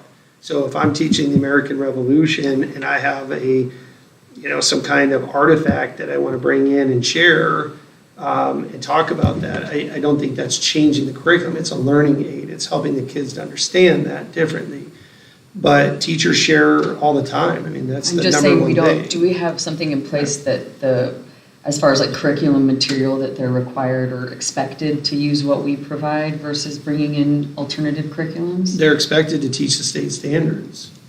Because if it's truly curriculum, if it's truly curriculum, it must go through the process. It does. So that's why we have a math curriculum adoption taking place right now. Right. But it doesn't necessarily mean that someone doesn't pull an article off that they're using. I mean, I would hope that our teachers are not doing that, but that's not curriculum either. So the only thing the governing board approves is curriculum. But what I'm saying is there a policy in place that the teachers are expected to use the curriculum that's been approved, or can they just bring in a book at any point? No, they can't bring in a book at any point. Okay. Yeah, they're supposed to, yes, but again, you have sites like Teachers Pay Teachers. I guarantee you, everyone buying something off of there is not bringing that to their governing board for approval. It's a learning aid. It's a little bit different than a full-on curriculum. So any curriculum adoption goes through that process. As we know, it's a very slow process to get it done. And right now, we have a math adoption taking place. Once that one's done, I think we'll have to revisit high school social studies at some point. But these are long processes. So again, I got clarification from Dave that what's on Beyond Textbooks are learning aids. They're a way for teachers to teach those state standards and have additional resources available to them. Yeah. And it's a great program. So again, the data does not lie. The data shows, and I can take you all the way back to when we got it in 2017, the test scores skyrocketed once we put that program in place. And the middle schools used it with Fidelity this year, and they had massive growth. And now once you have growth, it's just like a young athlete who gets it right the first time or has success, and it becomes contagious. Now I want more, I want to be better. And that's where that middle school is at right now. They've had some success now, and now they're excited about next year taking those scores to another whole level. So we have some implementation still to do in our elementary, but Like I said, the high school, middle school are using it weekly with Fidelity, and their scores, I believe, are good. They're not, there's always room for growth, but they're definitely trending in the right direction. Okay. I am a fan of the results that I've seen and that we've seen at the district. I do want to say, though, that if I remember correctly, Dave's answer was that because the board has approved beyond textbooks, it's now approved curriculum. So that was a gray area for me, but He said the board approved it to bring it in, but that they're learning aids is what he said. So I'll send you the email, okay? Thank you. Okay. That will come back as an action item on a future agenda. Next up is discussion on purchases over $100,000 for EPIC special educational staffing. Dr. J?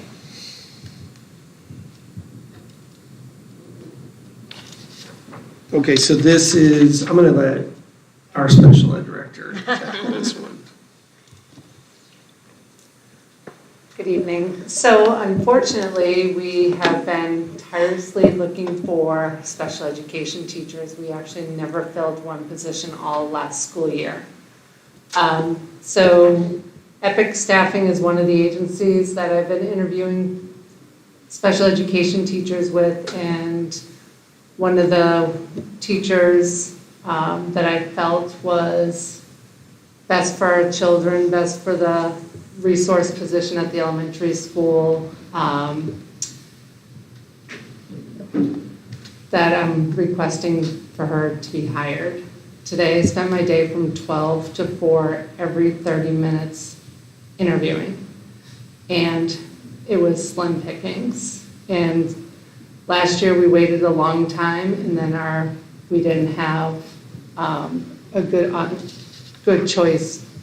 And so I feel like going with this person from EPIC Staffing is the right choice for the elementary school, and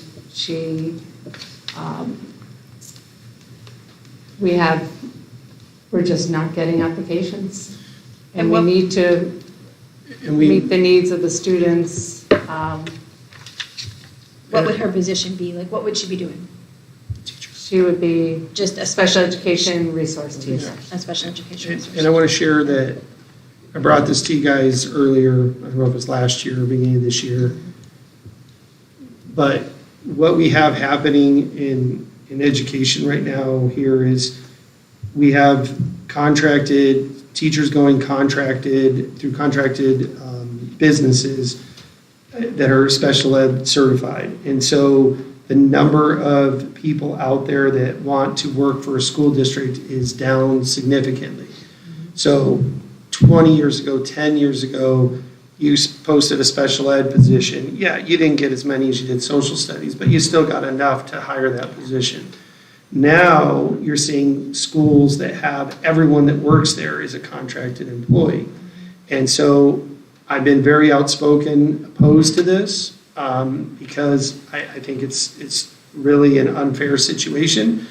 The talent agency here is going to take a percentage of that, and we are paying now more out of our budget to get someone who is not on our salary schedule. I've talked to the state, I've talked to some legislators, I've reached out to associations, and I don't know what the answer is, but all I've been told by the state is you have to have a sped teacher in that classroom, and whatever it costs, and you have to have it. So here's my concern. I understand that, and I'm sorry that you're going through this every day, like, interviewing, and you spend a good amount of your time. But how do we justify paying this? It's literally double what our sped teachers are making. So what does that say to our sped teachers that are here, and what stops them from walking out the door? Honestly, we almost incentivize them to switch to something like this honestly, we'd almost be better increasing our rate for our sped teachers and saying, hey, come here and work, get all the money, get the benefits, get the, and I told you, I said it publicly, I'm opposed to this whole world of staffing. Yeah, I don't. But I want to share, though, that when I go to NEVIC and Guppy Mac, and I speak up, the response is, yeah, we're all dealing with it. So there's plenty of schools in SUSD that every teacher in the SPED department is contracted. And now we're starting to see contracted math teachers. So again, I don't know what the answer is, but the alternative, as Ms. Gleason is sharing with you, is if we don't hire contracted employees, we may start the year with nobody in our special ed department, no services being met, and then we could be penalized by the state and the federal government. So it's a real tough Like, is this dilemma. position the same as like Mrs. McAloon or, Mrs. Bozzi? It's Ms. Bozzi's position. It's her position. Yeah. So I'm sorry, I can't justify spending that on a contracted employee when Mrs. McAloon comes to the school and does her job for what we pay, and then we're gonna hire somebody, that doesn't, I get the dilemma that we're in, but I can't justify that. What do I say to Mrs. McAloon if she stands here before me and says, why is this teacher making double? And we're like, well, sorry, you're doing the right thing, but because, nobody wants to apply for the position at this pay, we're gonna go ahead and pay someone double your salary, but you keep doing the same job you're doing. Yeah, I don't think it's double. I think after they It's a take. good portion. Yeah, it's definitely more. I'm not gonna say that. It's,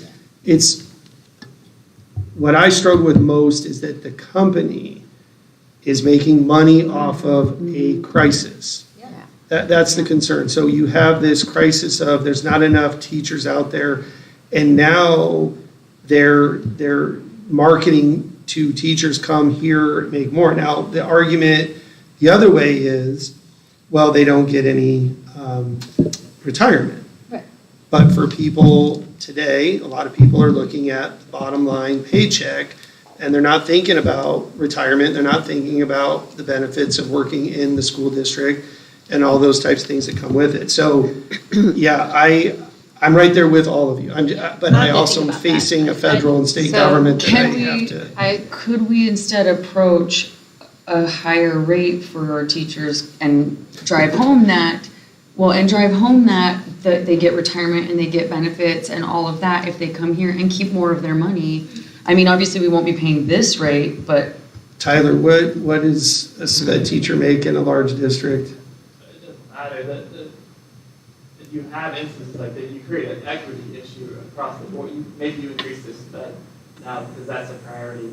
Now, everybody up and down the salary schedule is being affected, and you create an equity. Well, we're gonna do that anyway with this amount right there. And right now, And then our we'll SPED encourage teachers to leave the district and instead go work for companies like this, because if they can get double pay or even, a 25% raise by doing that, it's very incentivizing. And it's nothing new. This has been going on for years and years and years. Again, if you stick with the district like our teachers have, they're close to retirement. So Wendy just retired, she's gonna have a nice pension, and these other teachers will not. So there is that benefit. So I don't think it's as, yes, it's definitely an equity issue of pay, but the overall compensation package, I don't think is that far different, because again, you're getting, you're getting that retirement, you're getting paid out for days off when you leave the district, and some of those things can make up for some of that money. So I think on the flip side though,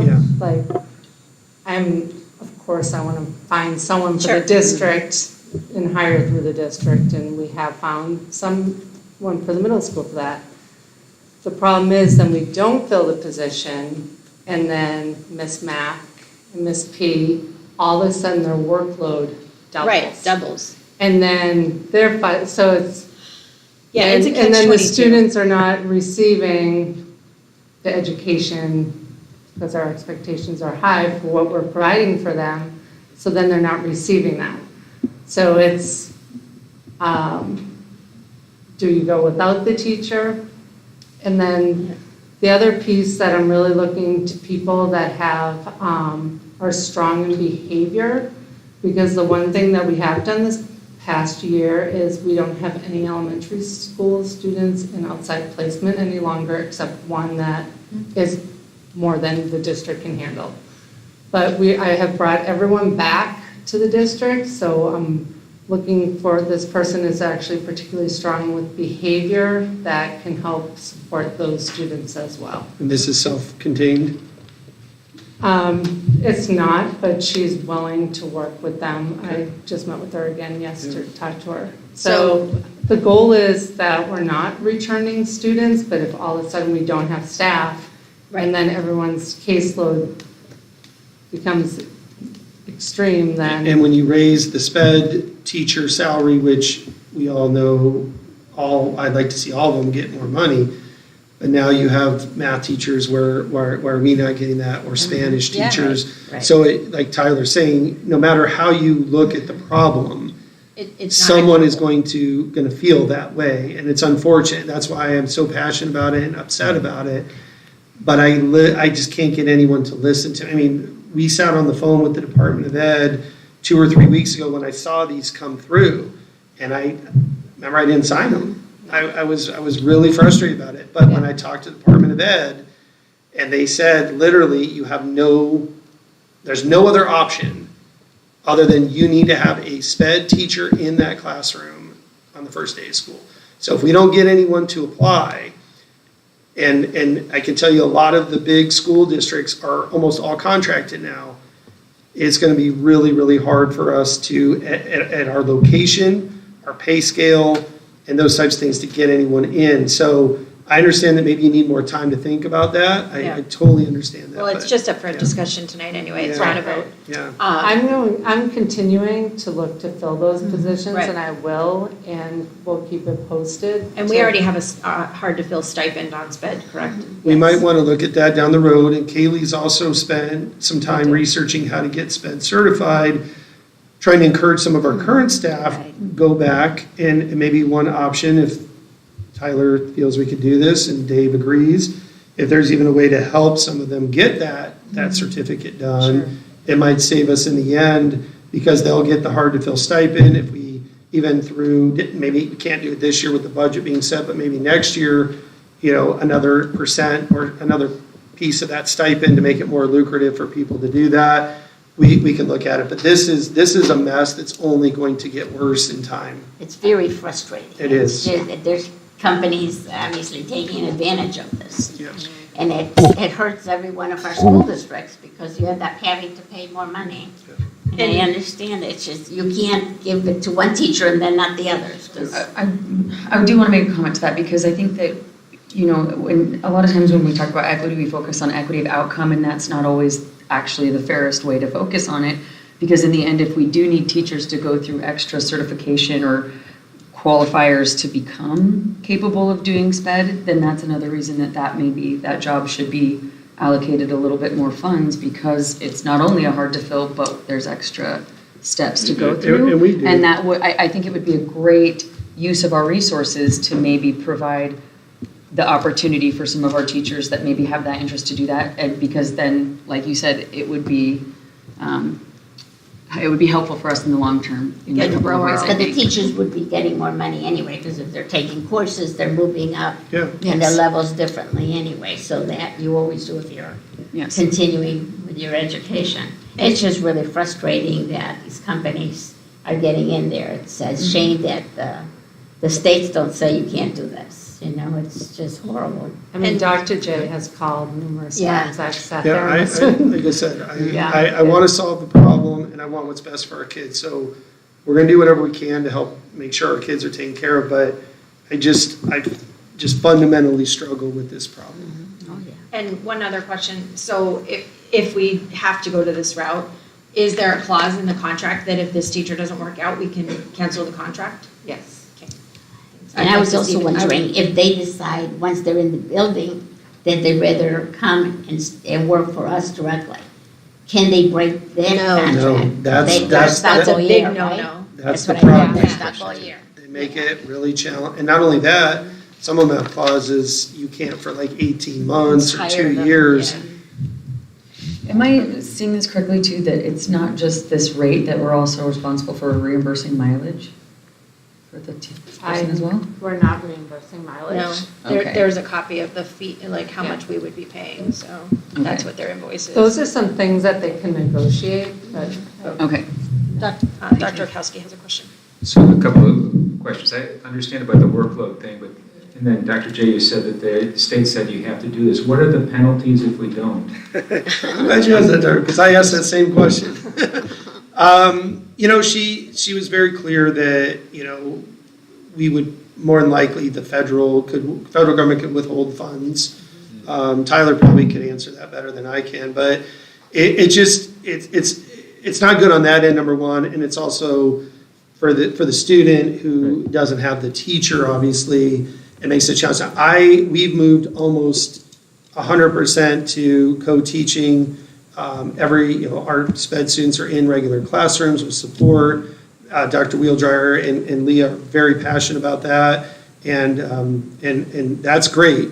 And I would love to see where the state could say, if you can't find a teacher and you show us all the work you've done, they can be in a regular classroom, but put special trained parapros that Leah could train or something like that. There's got to be another solution to the problem, because what you're basically doing is you're checking a box here that, yes, they have a degree, but are they effective? That's to be determined after we bring them in and we see how they do. I think the best instruction for any student is with their original teacher. First time it's given, and then support for them after the fact. I just wanted you guys to know we've been working on this nonstop, and I feel for Leah because she's got a job to do. And when there's no teacher in there, like at the end of the high school year this year, she was in there subbing. She's taking on all that extra work, and it does become, as time goes on, the teachers who are available becomes less and less. Okay, I do appreciate everything that you're doing. I know that your workload is heavy, and I appreciate that you've brought most of our SPED students back in instead of sending for outside services. That's certainly a big accomplishment. This is something the board will definitely have to think about, and I will pray that you find somebody that actually wants to work for FHUSD. Haley's been, as soon as someone applies or looks interesting, she is calling me immediately. Keep working, ladies. I know you can do it. I have faith in you. So, Thank you. All right, thank you. Okay, next up is the supplemental reading, grades 8 through 12. They would like to read Robinson Crusoe. That has been on display, correct? Yep. Are there any questions about Robinson Crusoe? This is kind of not about specifically Robinson Crusoe, but are we using our marquee for notifying about things like this, or about like the public hearing or facility use committee meetings or anything like that? We certainly can. Two of them just powered up on Friday. So, but the high school and elementary, we certainly can. That's fine. We can do that. I think that'd be good. Yeah. Thank you. And I appreciate all the steps taken to notify people. Thank you. Next up is supplemental reading list for McDowell Mountain. Again, these have been on display. They have a nice list of books they would like to read at McDowell Mountain. Are there any questions or comments? And these are all for the library, right? Correct. And Garnet does a great job of doing her research and looking for things kids are interested in, bringing it to the committee, and I'm very grateful that we have staff, and remember, they're putting in that extra time. I believe they can use it towards their 301, but they're putting in extra time to help us just have a process that people can feel that there is a process and it's going through several steps. Thank you. Are there any questions or comments regarding the McDowell Mountain reading list? Okay, hearing none. Next up is the Mystery Science Learning Aid. This was intensive. This is a lot of our board packet. I put it in a Google folder. While she's getting ready, I just want to share out that one of the things, so in the past, in McDowell Mountain, a lot of science and social studies has been done through the reading block and through ELA. And one of the things I've pushed on them to do is to have, we call it an innovation block now, where it's science and social studies as part of that schedule. And so with that, Sam has done a great job of problem solving. Okay, now that we have this block, we need to have something there to work with. So I told her to bring this to you all so you could take a look at it, and I'm going to defer to her on that. So before we get started, I guess, I like to think of mystery science as like the lab component. So when you go to college, you take a science course, you have the lecture component, this is mostly hands-on engaging labs, so we are really like engaging our students with it. Love that. So Mystery Science is one program with 3 resources. So first we have mini lessons. So there's a weekly one and the kids vote on the next one, and then all the votes from everywhere determine what is next. They're about 10 to 15 minutes, and we can use these for morning meetings, snack, time filler, stuff like that.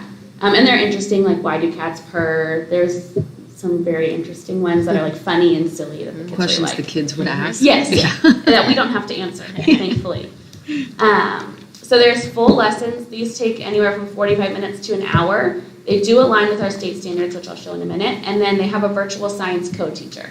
So instead of me having to be the expert in every single thing I teach all day, for this, there's someone who leads the discussions and gives the key points. And they just added an anchor layer, so this is a performance task that goes across the entire unit, and then at the end they complete the performance task. So this is about the mini lessons. There's a bunch of like old ones that you can watch too, so really we could watch one a day, but the next year teacher cannot watch them because we've already watched them. They're really simple, so it's interactive, the prep is really simple, and then they're all standards aligned. So this is what the website looks like. When you log in, it's updated now, but this is the presentation they shared with me. So this is plants and animals. I can go to my grade level, and then it shows me all of the prep. So right here, co-teacher, minimal prep, we talked about that, sorry. So for each grade level, there's 4 to 6 units, which is 3 to 8 lessons, and they're all standards aligned. Based on a pacing guide that I saw on Mystery Science, it's like half a year's worth. In our innovation block on our schedule is about 45 minutes. So half of the year we could do the science lesson labs, and then the other half could be social studies, and we can like mix and match those with our reading curriculum if we wanted to. So here is our state standards. This is for 2nd grade. So this is the lesson, the objective, and then this is the Arizona standard. Arizona is fancy. We have our own. We do not follow NGSS because we're special. So they went through and aligned them all accordingly, which is the large amount of pages in your packet. Show that for each one. The lessons are 45 to 60 minutes. This is the prep. So I can put in how many students I have. It gives me the prep materials. I can also do like a calculator, put the requisition in through like an Amazon wish list, turn it in. Lisa can order it for us so we can have all of the materials ready, which is really helpful because we don't want to spend all of our money all of the time on the material, so that makes it easy for us to do. Everyone starts with a short video, and it kind of cues up, makes the mystery, what's happening, makes it exciting and engaging. And then it pauses throughout with discussion prompts. So we just had the expert co-teacher teach for us or explain. We have the discussions with our kids. They discuss that. There's step-by-step activities, which is really fun. I did the turkey one a few years ago, and so they say the first direction, find a partner, decide who's gobble and who's wobble, and then through the whole set of directions for a 2nd grader, someone is gobble and they say gobble, do this, wobble, do that. So it makes it very easy for us to engage our kids without having to think a whole lot about it. At the end there's a video, and then it also comes with assessments, but we can use the ones from beyond textbooks or see how well they match with those as well.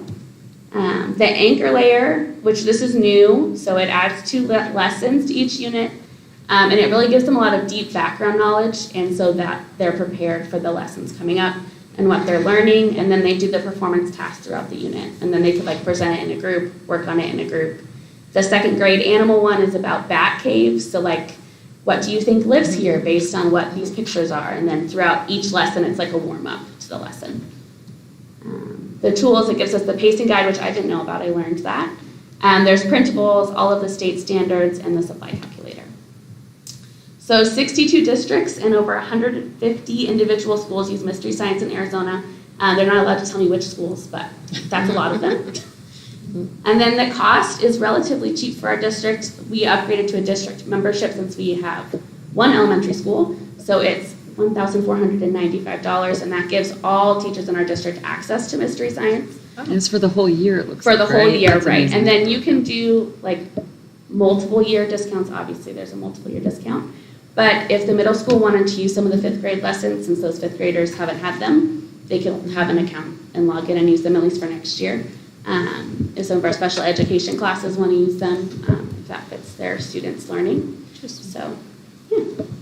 That's quite a difference in price than our math curriculum. Well, that's, Yeah. so that $14.95, that's not per grade, that's for That is the the whole district. district. That's amazing. That's amazing. That Yeah. is So it doesn't everything you include get. supplies, but it does include like the access. Interesting. Well, and it's the videos and all of the thought that went into that, and honestly, I love that it has the activities kind of packaged for you, Yes. and the fact that it makes it that easy to do the requisition is awesome Great. as well. I think this is a great use of resources. I know my kids, those are exactly the kind of questions they ask me all the Right. time, so this is exactly, they love it. This is great, thanks Sam. And I'd like to list all the things you need for each unit. Right, I think. Because a lot of the in stuff is really, Yeah. aluminum foil or things like that don't seem to be crazy stuff that you have to dig around And the one for. in your packet would be for the whole school, so if we wanted to find a place for a science closet, Yeah. we can go through and order all of the stuff, and then we're not buying doubles for each grade level, because we can use what we have. Or donations. Or donations. Always ask for donations. donations. Or donations. We love Isn't there donations. like an online donation Right. thing you use? Signup.com. That's right. Well, thank you. Are there any other questions or comments? Very cool. I'm very This is excited great, about me this. too. Alrighty. I Very love all the cool. hands-on, Yeah. everything. Yeah. is an I love the experiment. hands-on It's really stuff. It's lots of fun. That's And it's easy lots for of us, which makes it easier to implement. Yeah. Because Well, the more kids thought we love have to to touch do it. sometimes. Right. Right, they want to touch it. They You'll want have to more feel what's energy going on. to actually do the lesson, yeah. That's awesome. Thanks, Sam. Okay, next up is the 24-25 meeting schedule for the governing board. I kept putting this on hold, hoping that we'd have a fifth member. I've emailed, I've gotten no response regarding a fifth member. So you all are on your own. I'm only going to be here for part of this, so if there's I questions. have a problem with a couple. Okay. And now I'm trying to find it because of course it disappeared on me. The very first one, I will be out of the country, July 24th. July 24th. And that's typically not necessarily, like, that doesn't have to happen. That's what I thought. I mean, a board retreat is an option of the board, it's not We can anything always that's mandatory. attach it to something else Yeah, or something. we can move that. That's one, and the other one was October 2nd because it's a Jewish holiday. It's the beginning of Rosh Hashanah. Okay. So if we can just change it to, a different week or date or something. It's the first few days would be the holiday, so I wouldn't Well, put the it next the next week- day either. The next week, the district's on fall break. Right. So, Yeah. so is there any day that week that is not the Jewish holiday? Let me look at my calendar. I mean, we did move the Juneteenth, so I think that's only fair to. Right. Yeah, we can Right. do Take that. that And into I was consideration. thinking, let's see, it was, because if I'm seeing this correctly, it starts on Wednesday night, which would mean that Tuesday would be okay if we wanted to do it a day before. Okay, so October The day 1st. after would Tuesday, not October work. 1st. So I would say October 1st, unless my calendar's wrong and it's telling me the first day versus the first night. But usually it tells me, yeah, I should be fine. October 1st would work. It says the evening of October 2nd Is to the Friday. first night. Yeah, Correct. so, So if we were to go to Tuesday the 1st, it would work. okay, so October 1st, so that would be moving October 2nd to October 1st. And then also, I will not be here on October 16th, but that doesn't mean you necessarily have to move the meeting. So if you did want to move the meeting, we can move it to the 23rd the following week. If you want to be here, I don't mind moving it. Yeah, I wouldn't mind. Because we may too. not have That- another board member by then, so, and the election won't Right. happen. That's true. We're kind of the. Yeah, we're kind of lost. So are we there. going to change that one to? Yeah, so we'll move We this can do that. the 23rd. 16th to the 23rd. And these are all Wednesdays otherwise, right? Except for the October 1st October Tuesday. 1st is a Yes. Tuesday, but yeah, everything else is a Wednesday. Okay. And I made sure that we didn't have any problems with fall break or spring break. Mhm. I did look at that. I checked that too. Yeah. And then in December, we only have one meeting, December 4th. That will be my last meeting. Unless there's an emergency meeting that month, but I will be done on the 31st of December. So are there any other changes that you would like to see before this And comes I back think, for a vote? if I can get back to it, I don't know why it disappeared on me. And then I like the fact that we went to January 8th. Yes, So because that of the was- That was holiday. good. Yeah. Mhm. So that's good. So I'm sorry, the other one was October 16th. We're gonna The move that to the 23rd. 23rd. Yeah, we're gonna go a week later. And we don't have a date for the board retreat, we'll just We come don't, back we'll with go that? ahead and remove that. Krista, we're gonna remove July 24th. It's really better to do a board retreat once you get that fifth Full board board. member. The That's four of us true. have worked together, so, Yes. I don't see that we need to do that in July. Perfect. If we, Okay. need- yeah, if we need to after election or something. It might be nice to have a nice month with no meetings. Yeah. Yeah. Especially People since can go on I'm away. vacation. We won't know and what to enjoy do with themselves. I'm ourselves. gonna be away, so I'm okay. All right, so that will come back at our next meeting for a vote. Okay. Okay, next up is the 24-25 curricular fees, extracurricular fees. Are there any changes to this, Dr. J or Krista? I don't think so. We may have taken a couple off. That is a fluid document that you guys will see several Mhm. things throughout. Correct. Right. So. Okay, are there any questions or comments regarding the extracurricular fees for 24-25? No. Hearing none, we'll move on to the administration, meet and confer. Yes, Madam President of the Board and guests, as part of the meet and confer process, most districts will have different levels. They'll have a classified meet and confer, certified, and then administrative. So the administrative team has worked through Kaylee to put together a meet and confer document and to go through that process this upcoming school year for the administration as well as the other two employee groups. So Kaylee's here to answer any questions you have. Krista actually did all the work on this, so she gets all the credit. She worked super hard because I could not get it done, so she. Kristen's here to answer. Kristen's here to answer all questions. I want to give her the credit she did. Thank you, Krista. I didn't I'm see sure, any Kaylee, that you typos or had some sort of example I for her, sent her so. the documents, that's what I did. And Chris, I just want you to know that now the high school principal will get paid, so. She's got experience. She does. I don't see any typos or any frowns, so it looks good. Are there any questions regarding the meet and confer document? I appreciate everybody who worked on this to put it together and that now all different levels have their own meet and confer. Okay, hearing none, we'll move on to stipend for line added to personal cell phones. Dr. J? Yeah, so earlier this year, I don't know how, advertising got me, but I noticed that Verizon was offering a $10 extra line to your phone. And so I looked into it a little further and I was just really blown away by this because I've always carried two phones. And now you can have on your phone, you can have an extra line for $10 and you use an iPhone. I don't know how the Android side works, but on the iPhone, when you put your contacts in, you can pick your business line or your personal line. And then when texts come in or out, it'll be business or personal. And then you can set to, whenever you make a call, you can either pick or have it default to personal or business. So it's just been really, it's kind of been liberating to have just one phone instead of two. So I brought that to Jared and I said, Jared, can you, is this something that we could probably do with our administrators? Because one of the things we get a lot of from our administrators and other staff members is, I'm using my own minutes, my own phone, and we can't get in I just don't believe we can get in the business of providing cell phones and all that. That gets really expensive for the district.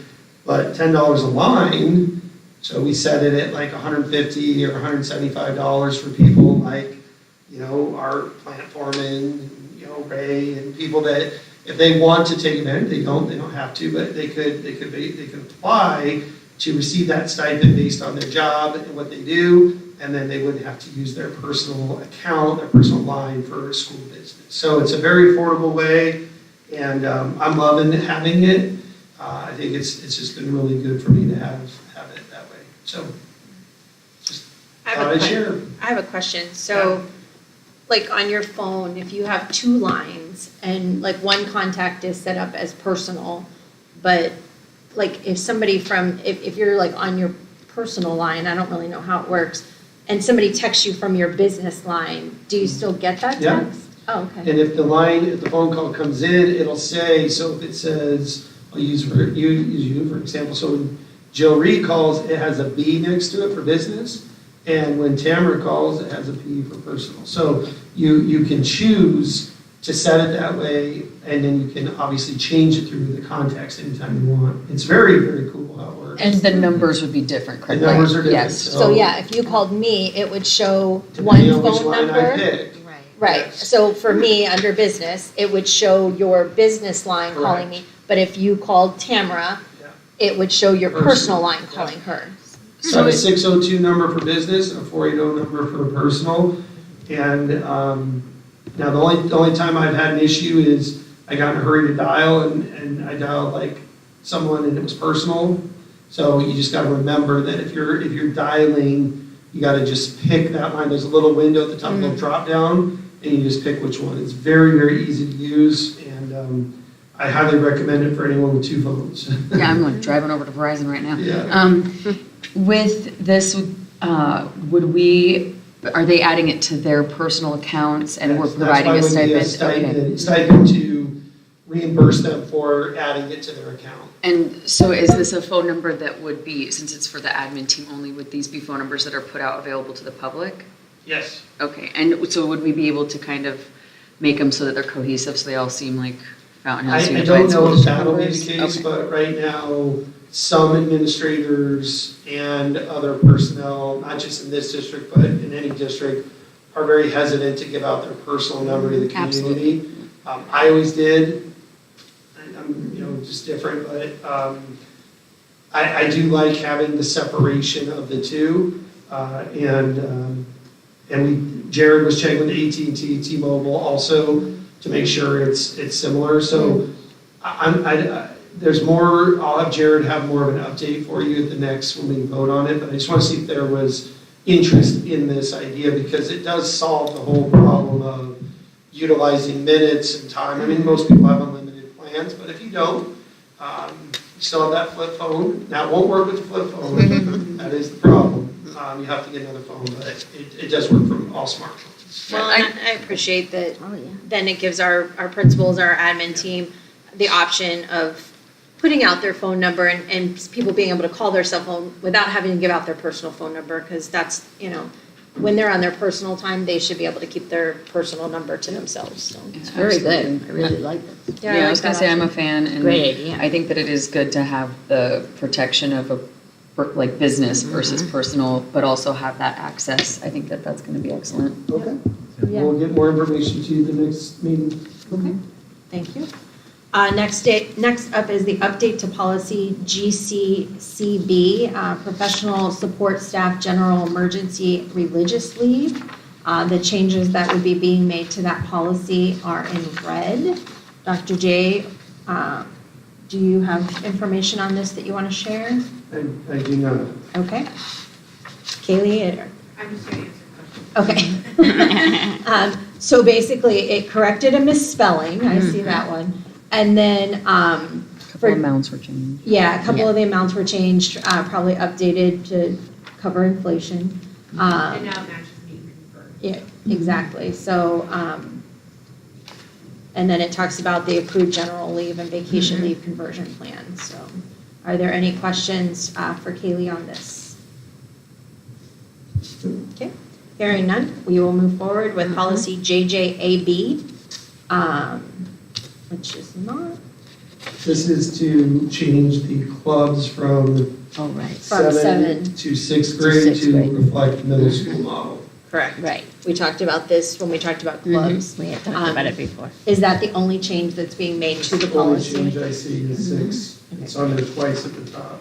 Yeah, unfortunately, it's not in our board packet, so, I didn't include it. no. Oh, I'm so sorry. So if you, I'll forward it to you. yeah, please forward it to us.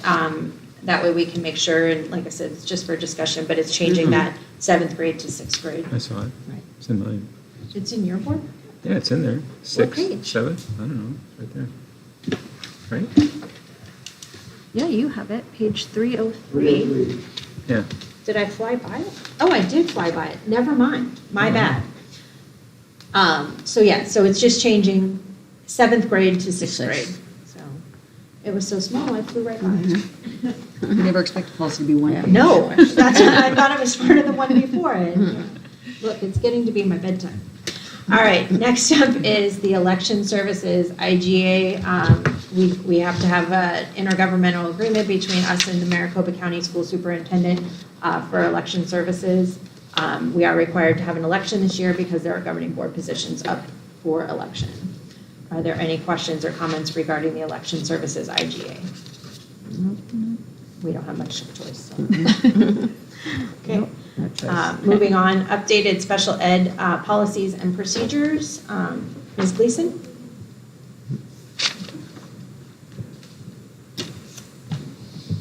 So the special education policies and procedures, the outline that's provided in the handbook these are essential for ensuring compliance with the federal and state regulations and for providing our students with support they need to thrive. So the Department of Education has provided guidance to the district of what the policy procedure checklist needs to be. So these policies and procedures are right from the state through this checklist, gone over numerous times to make sure everything's included. So we can ensure that all our students with disabilities receive an appropriate education. Do you have questions about the policies and procedures? Nope. Thank you for your work on it. Yeah. Seems pretty comprehensive. No, I appreciate you putting it all together, and I'm not sure you ever stop working either. No. Thank you. Thank you. Thank you. Okay, next up is pickleball. We talked briefly regarding pickleball at a previous meeting, that they would like to extend their contract with us, and they would like approval for some future upgrades. We've talked about increasing, actually charging a certain amount. And so this came back to the board, again, for just a discussion, that the board needs to start thinking about whether it wants to charge a monthly fee, or are we looking for one lump sum? We've talked about a one lump sum because of the basketball, that we can kind of trade our pickleball courts for the basketball court. Dr. J, have you gotten any quotes for a basketball court? I got one so far, and it came in really high, so it was $280,000. Wow. And at that price tag, I wouldn't bring to you guys to add the basketball courts. So, I was hoping it would be closer to 75 to 100, but that's just one. So we've been real busy with graduation and finishing out the year, and now that things have calmed down a little bit, we are seeking additional advice. Now, there's lots of ways you can go about this, but I think the biggest issue is going to be the prep work to find a flat piece of land to put it, and then the installation of that type of, I think it's like 10,000 square feet or something. It's a massive piece of cement. And then they quoted us as the, I should know this by now with the playgrounds, but the stuff that goes in it. Like the rubberized stuff? No, post-tension. So they quote it with post-tension. The elementary does not have post-tension now, the 3 courts that are there, because we had that check when we thought about putting the playgrounds out there. So there's more work to be done, but I do believe that to put together something with the basketball courts is probably going to exceed what I'm willing to put towards that. Okay. The second piece is the only place on the campus right now I've found that's flat enough to do it would displace our wonderful throwers who we just recognized tonight. And we wouldn't displace them without having a solution. So we would have to find another place to move that. So after looking at all that, it's getting really, really expensive to probably get that project done. Coach Zahner, who is looking to do some improvements out there and is come forward with a potential donation. He's looking at another location off of the end zone where the amphitheater seating is. But again, I don't know how that would work and how expensive that would be. So there's definitely more work to be done at this time to be able to say that money would go just to a basketball court. But there are plenty of other projects that we could definitely use the funding for. Okay. Yeah. And Mrs. Goodman is here from Pickleball. I had a couple questions. So, of course, whenever we put this on an agenda, it gives the opportunity for the public to reach out. So I've had some public reach out to me regarding the pickleball, and it's one of those things, you either love it or you hate it. So while you're here, if I could ask you some questions. So one of the complaints that I'm getting regarding pickleball is that not all residents are able to use them because it's a club, and so people are asking how long the wait list is. It's quite low, and it's unfortunate.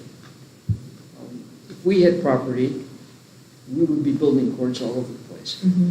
What we did offer, by the way, we did meet with Dr. J to determine how to move forward in terms of our participation in the basketball courts. Yeah. Right. And 200 is a little bit more than I want to put out as well, but quite honestly, I don't want to preclude that conversation from keeping going. Okay. Like I said, the biggest problem we have is capacity. We have 625 members, we're expanding to 650. Okay. We have put together a summer guest pass event, which does not prioritize nor guarantee membership when the season opens. Okay. I sent out 250 invitations to the wait list and we got 40 people. So that's interesting because that's one of the questions that the resident asked. I did it on the wait list from the first person who was in 2022 that's on the wait list, all the way down.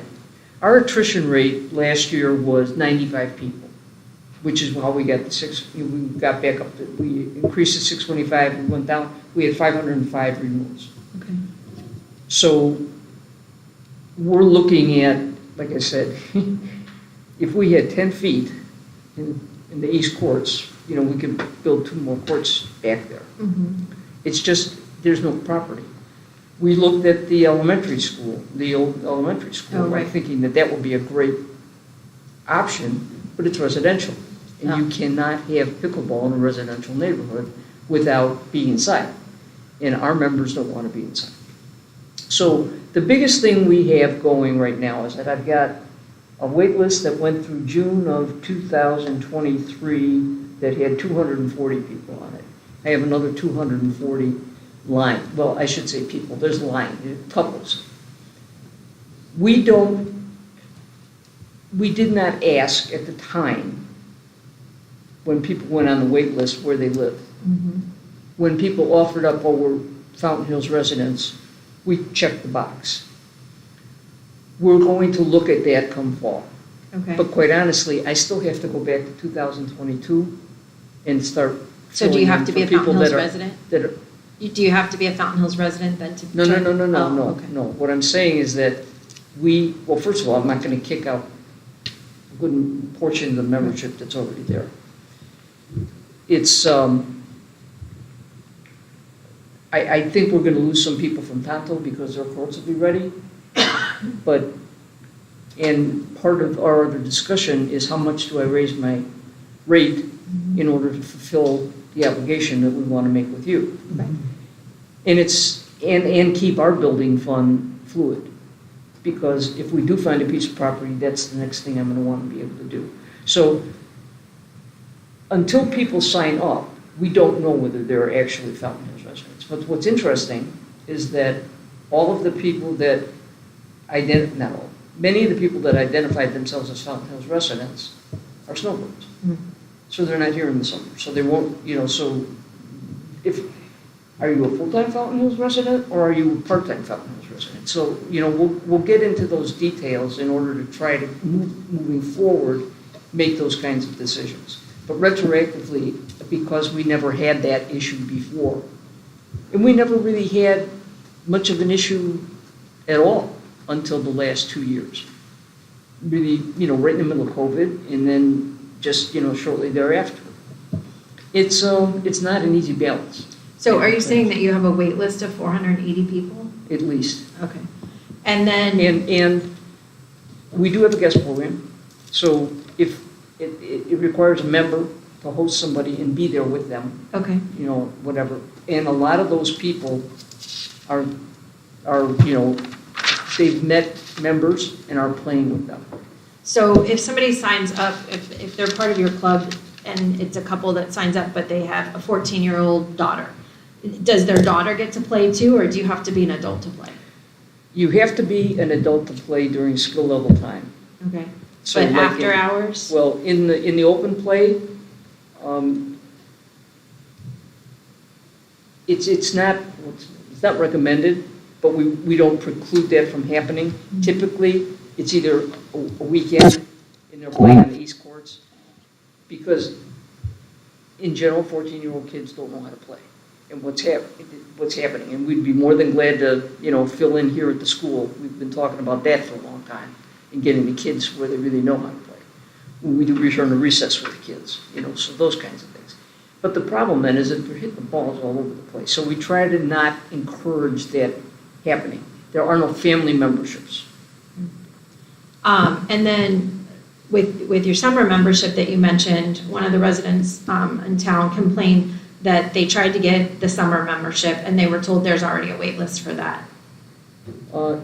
That's incorrect. It's close, but it's not quite. We went from the wait list to fill it. Okay. And when somebody who is not on the wait list asked to be on, we said, we can put you on the wait list, but there is no wait list. I said, I doubt that you will clear the summer event being on the wait list. Mm-hmm. So if you're only interested in summer, you may not want to go on the wait list. Yeah, well, I think they're trying to play, at least in the summer, because the problem is that people are seeing that the courts are not full in the evenings, and so they're wanting to play, and they feel that the pickleball club is basically holding those courts hostage, and so now I'm getting complaints. And just like we talked about before, when we originally started the agreement, that I would not have signed the agreement had we not agreed that would have been open for the residents, like on a Sunday. And so I understood with the vandalism and stuff, and so then they got locked. But now I'm back to getting complaints about residents when they're seeing that not all those courts are being used, and they're like, I tried to get a membership for the summer, I can't get a membership for the summer. Then I had one family say, my child was there with another adult, I couldn't be there, but they went with an adult, they got chased out. I don't know anything about that. Yeah, so those are the complaints that I'm getting, and I'd be curious if you could forward me the person who said that they Well, they couldn't called get me in on the because there was phone, a wait so- list. Yeah, okay. I can clarify that because they must have applied. I will let them know. And then, is there anything online? I get it, it's people's privacy, but people are like, I would like to know where I'm at on the waiting list. And that was the other complaint, is they feel like you guys are picking and choosing. No, it's not So true. I mean, I can absolutely swear to you that is not the case. that you just go to the next one. Yeah, when we have our renewals, we know how many spots we have open. Mm-hmm. The first people that get an invite are former members, and a lot of them have dropped because of injuries Mm-hmm. and things like that. There was maybe 3 or 4 that came in last year. Then there was spouses who had not been members before, and then it was the wait list. I was going to say something, I lost it because you caught me there. We were talking about, like, they're wanting to know if there's an online way for them to no. see. Everybody that has applied, that has been put on the wait list since last September, was told that we renew in September, starting Okay. September 1st. Uh-huh. We give our members 2 weeks to do that, then we Okay. open it to, as we say, this. Okay. Once the renewal is over, the renewal period is over, we're going to get in touch with everybody on both wait lists. I have 2 because one of them is from, like I said, from 2022. Sure. Everybody will get an email with their place on the wait list. Okay.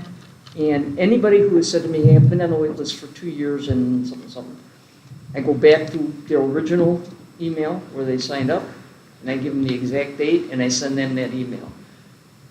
If they're wrong. I mean, I understand that there's people that have been on for a long time. Yeah. We understand that.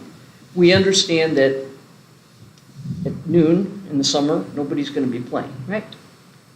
The nights are full, though. They're starting to fill up. At least 3 nights a week, there's at least 30 people there. So, to say, well, you can come this night, but you can't come that night.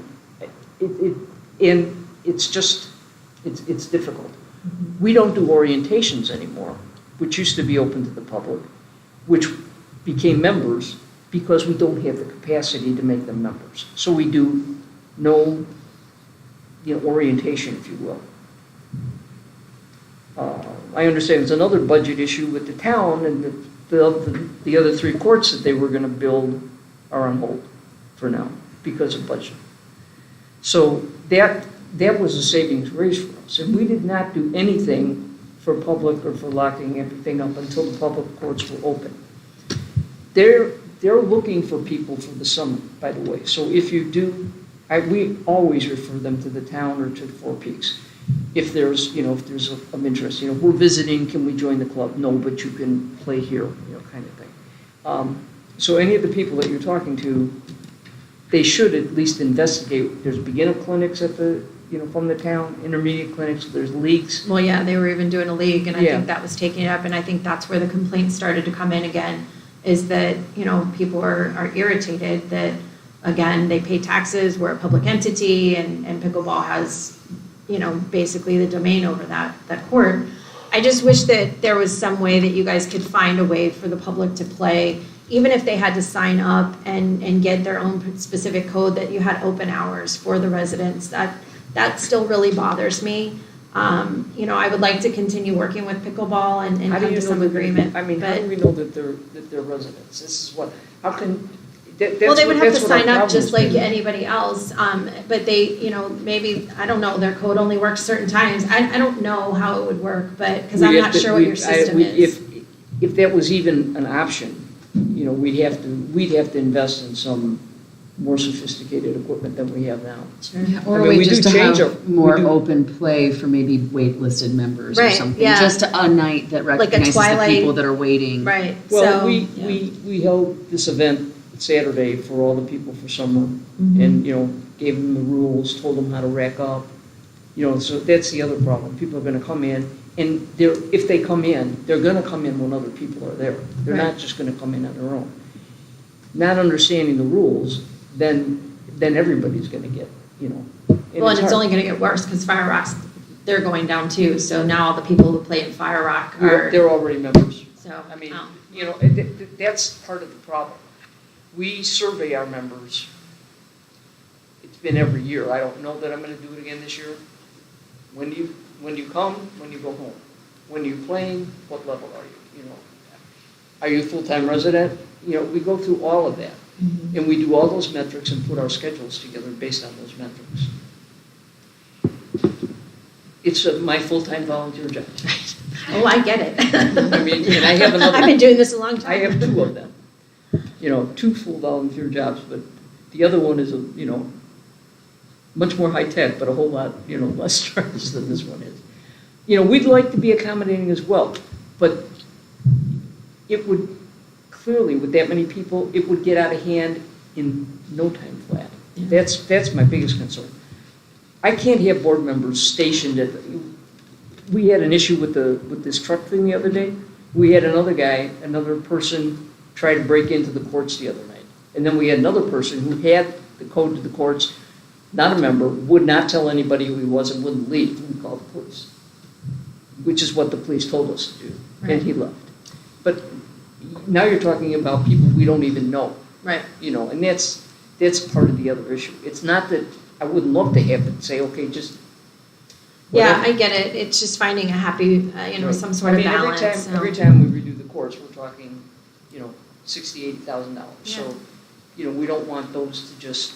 How is it organized now so that like people come and play with like the right amount of people? Like how do people book their spot at the court? Every morning, even, all mornings, summer, winter, whatever, we have skill level time. Okay. So there's days that advanced people play on certain days, intermediates, beginners. Do they have to sign up so that there's not too many or that show up or you can sign up. accommodate? Okay. We always have too many people. So they rack up, we have a racking system, and they rotate on and off the courts. If it's too busy, some people leave. If it's really busy and it's whatever, somebody will make a decision at the courts to not play to 11, play to 7. You get on and you get off. Mm-hmm. But these people have been playing, most of them have been playing together for long enough time that they know, I'll tell you the other problem we have. We have intermediates that are starting to play advanced, and the advanced people are like, what are you doing here? And we have beginners playing with intermediates, but you can't learn unless you move up. So there's times that we have move-up classes for our members. So we do a lot of member engagement as much as we can. But the scheduling is one of the hardest parts, of the day-to-day thing that goes on. And then managing this wait list has been just horrendous. Yeah. So do you know how many summer memberships are still available? Probably 10. Okay, well, I'll have the people that contacted me reach back out, and I look forward to them telling me that they'll get a summer membership at least, so. But yeah, if you can continue to work with Dr. J and as a board. Yeah, I want to say Go something. ahead. I heard of a complaint also, and it wasn't about playing or not playing. It's the fact that the courts are in our property, and it's not being used for anything educational. So I think my biggest thing is what you can do for us to make sure that we don't have community members thinking this is being used for a private club in a way, and we're getting nothing for Right, it. it has to be a fair market value, that's what we keep it. We've already gone Can down. I just share, I want to say thank you for meeting with me, and they've been very forward-thinking about finding a solution. So I think we can get there, and we'll just keep talking. But Yeah, one of the things we were trying to do is trying to get that done ASAP. And again, it just where we started and where we're at today is night and day difference. And I've seen the commitment from the group to try and solve that problem one way or another. So we'll keep working at it. But I do want people to know that it has been, pickleball has been very forthcoming of how can we get this done? How can we help solve this problem? So I do want to publicly say that.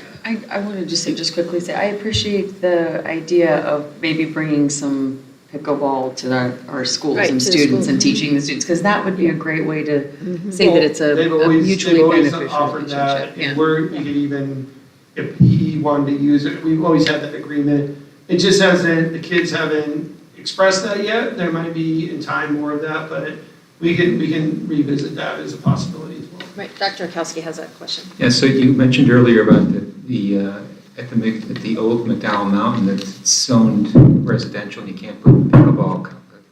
I know. You can't, I'm not fond of you can't pull that, myself. but the courts here are on school property, so are you sure that the zoning would not allow courts at Well, it's not the- zoning, it's the residents. Oh, the residents don't like it. The HOA would probably Uh, have. I don't think there is. There's no So it would be zoning on it. legal, but just, would be ticking off It's not the, got anything to do with legality. it's just ticking off the There's one residents. house that's across the street on Golden Eagle, one that used to get all the pickleball noise. Yeah. They moved, and a couple who in the club bought the house. Oh.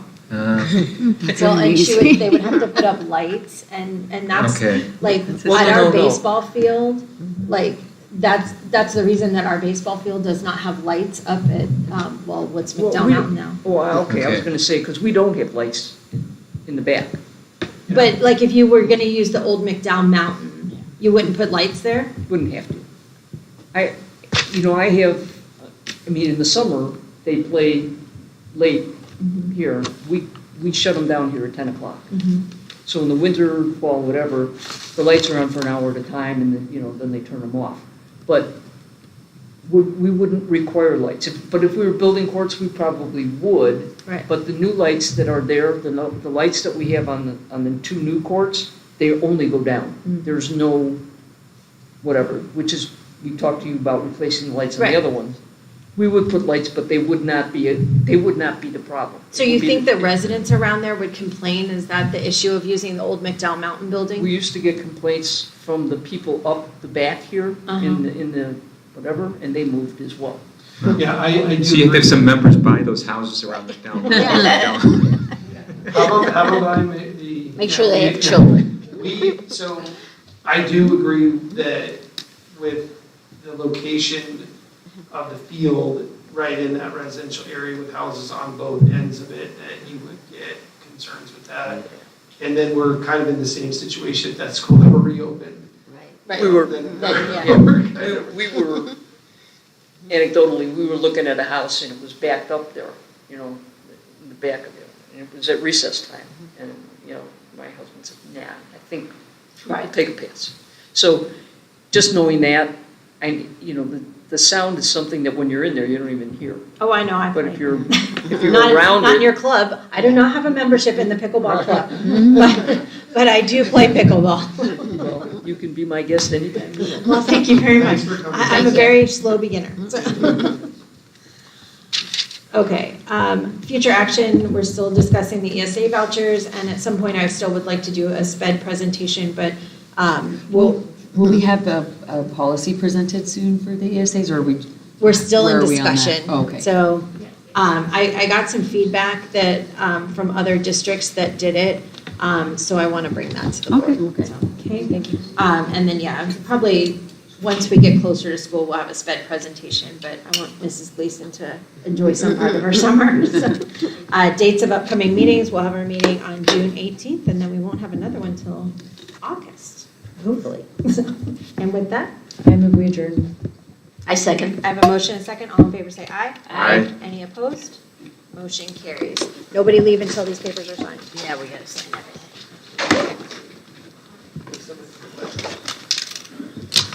And I'll just start passing them over to you. I can leave the country and not have to work.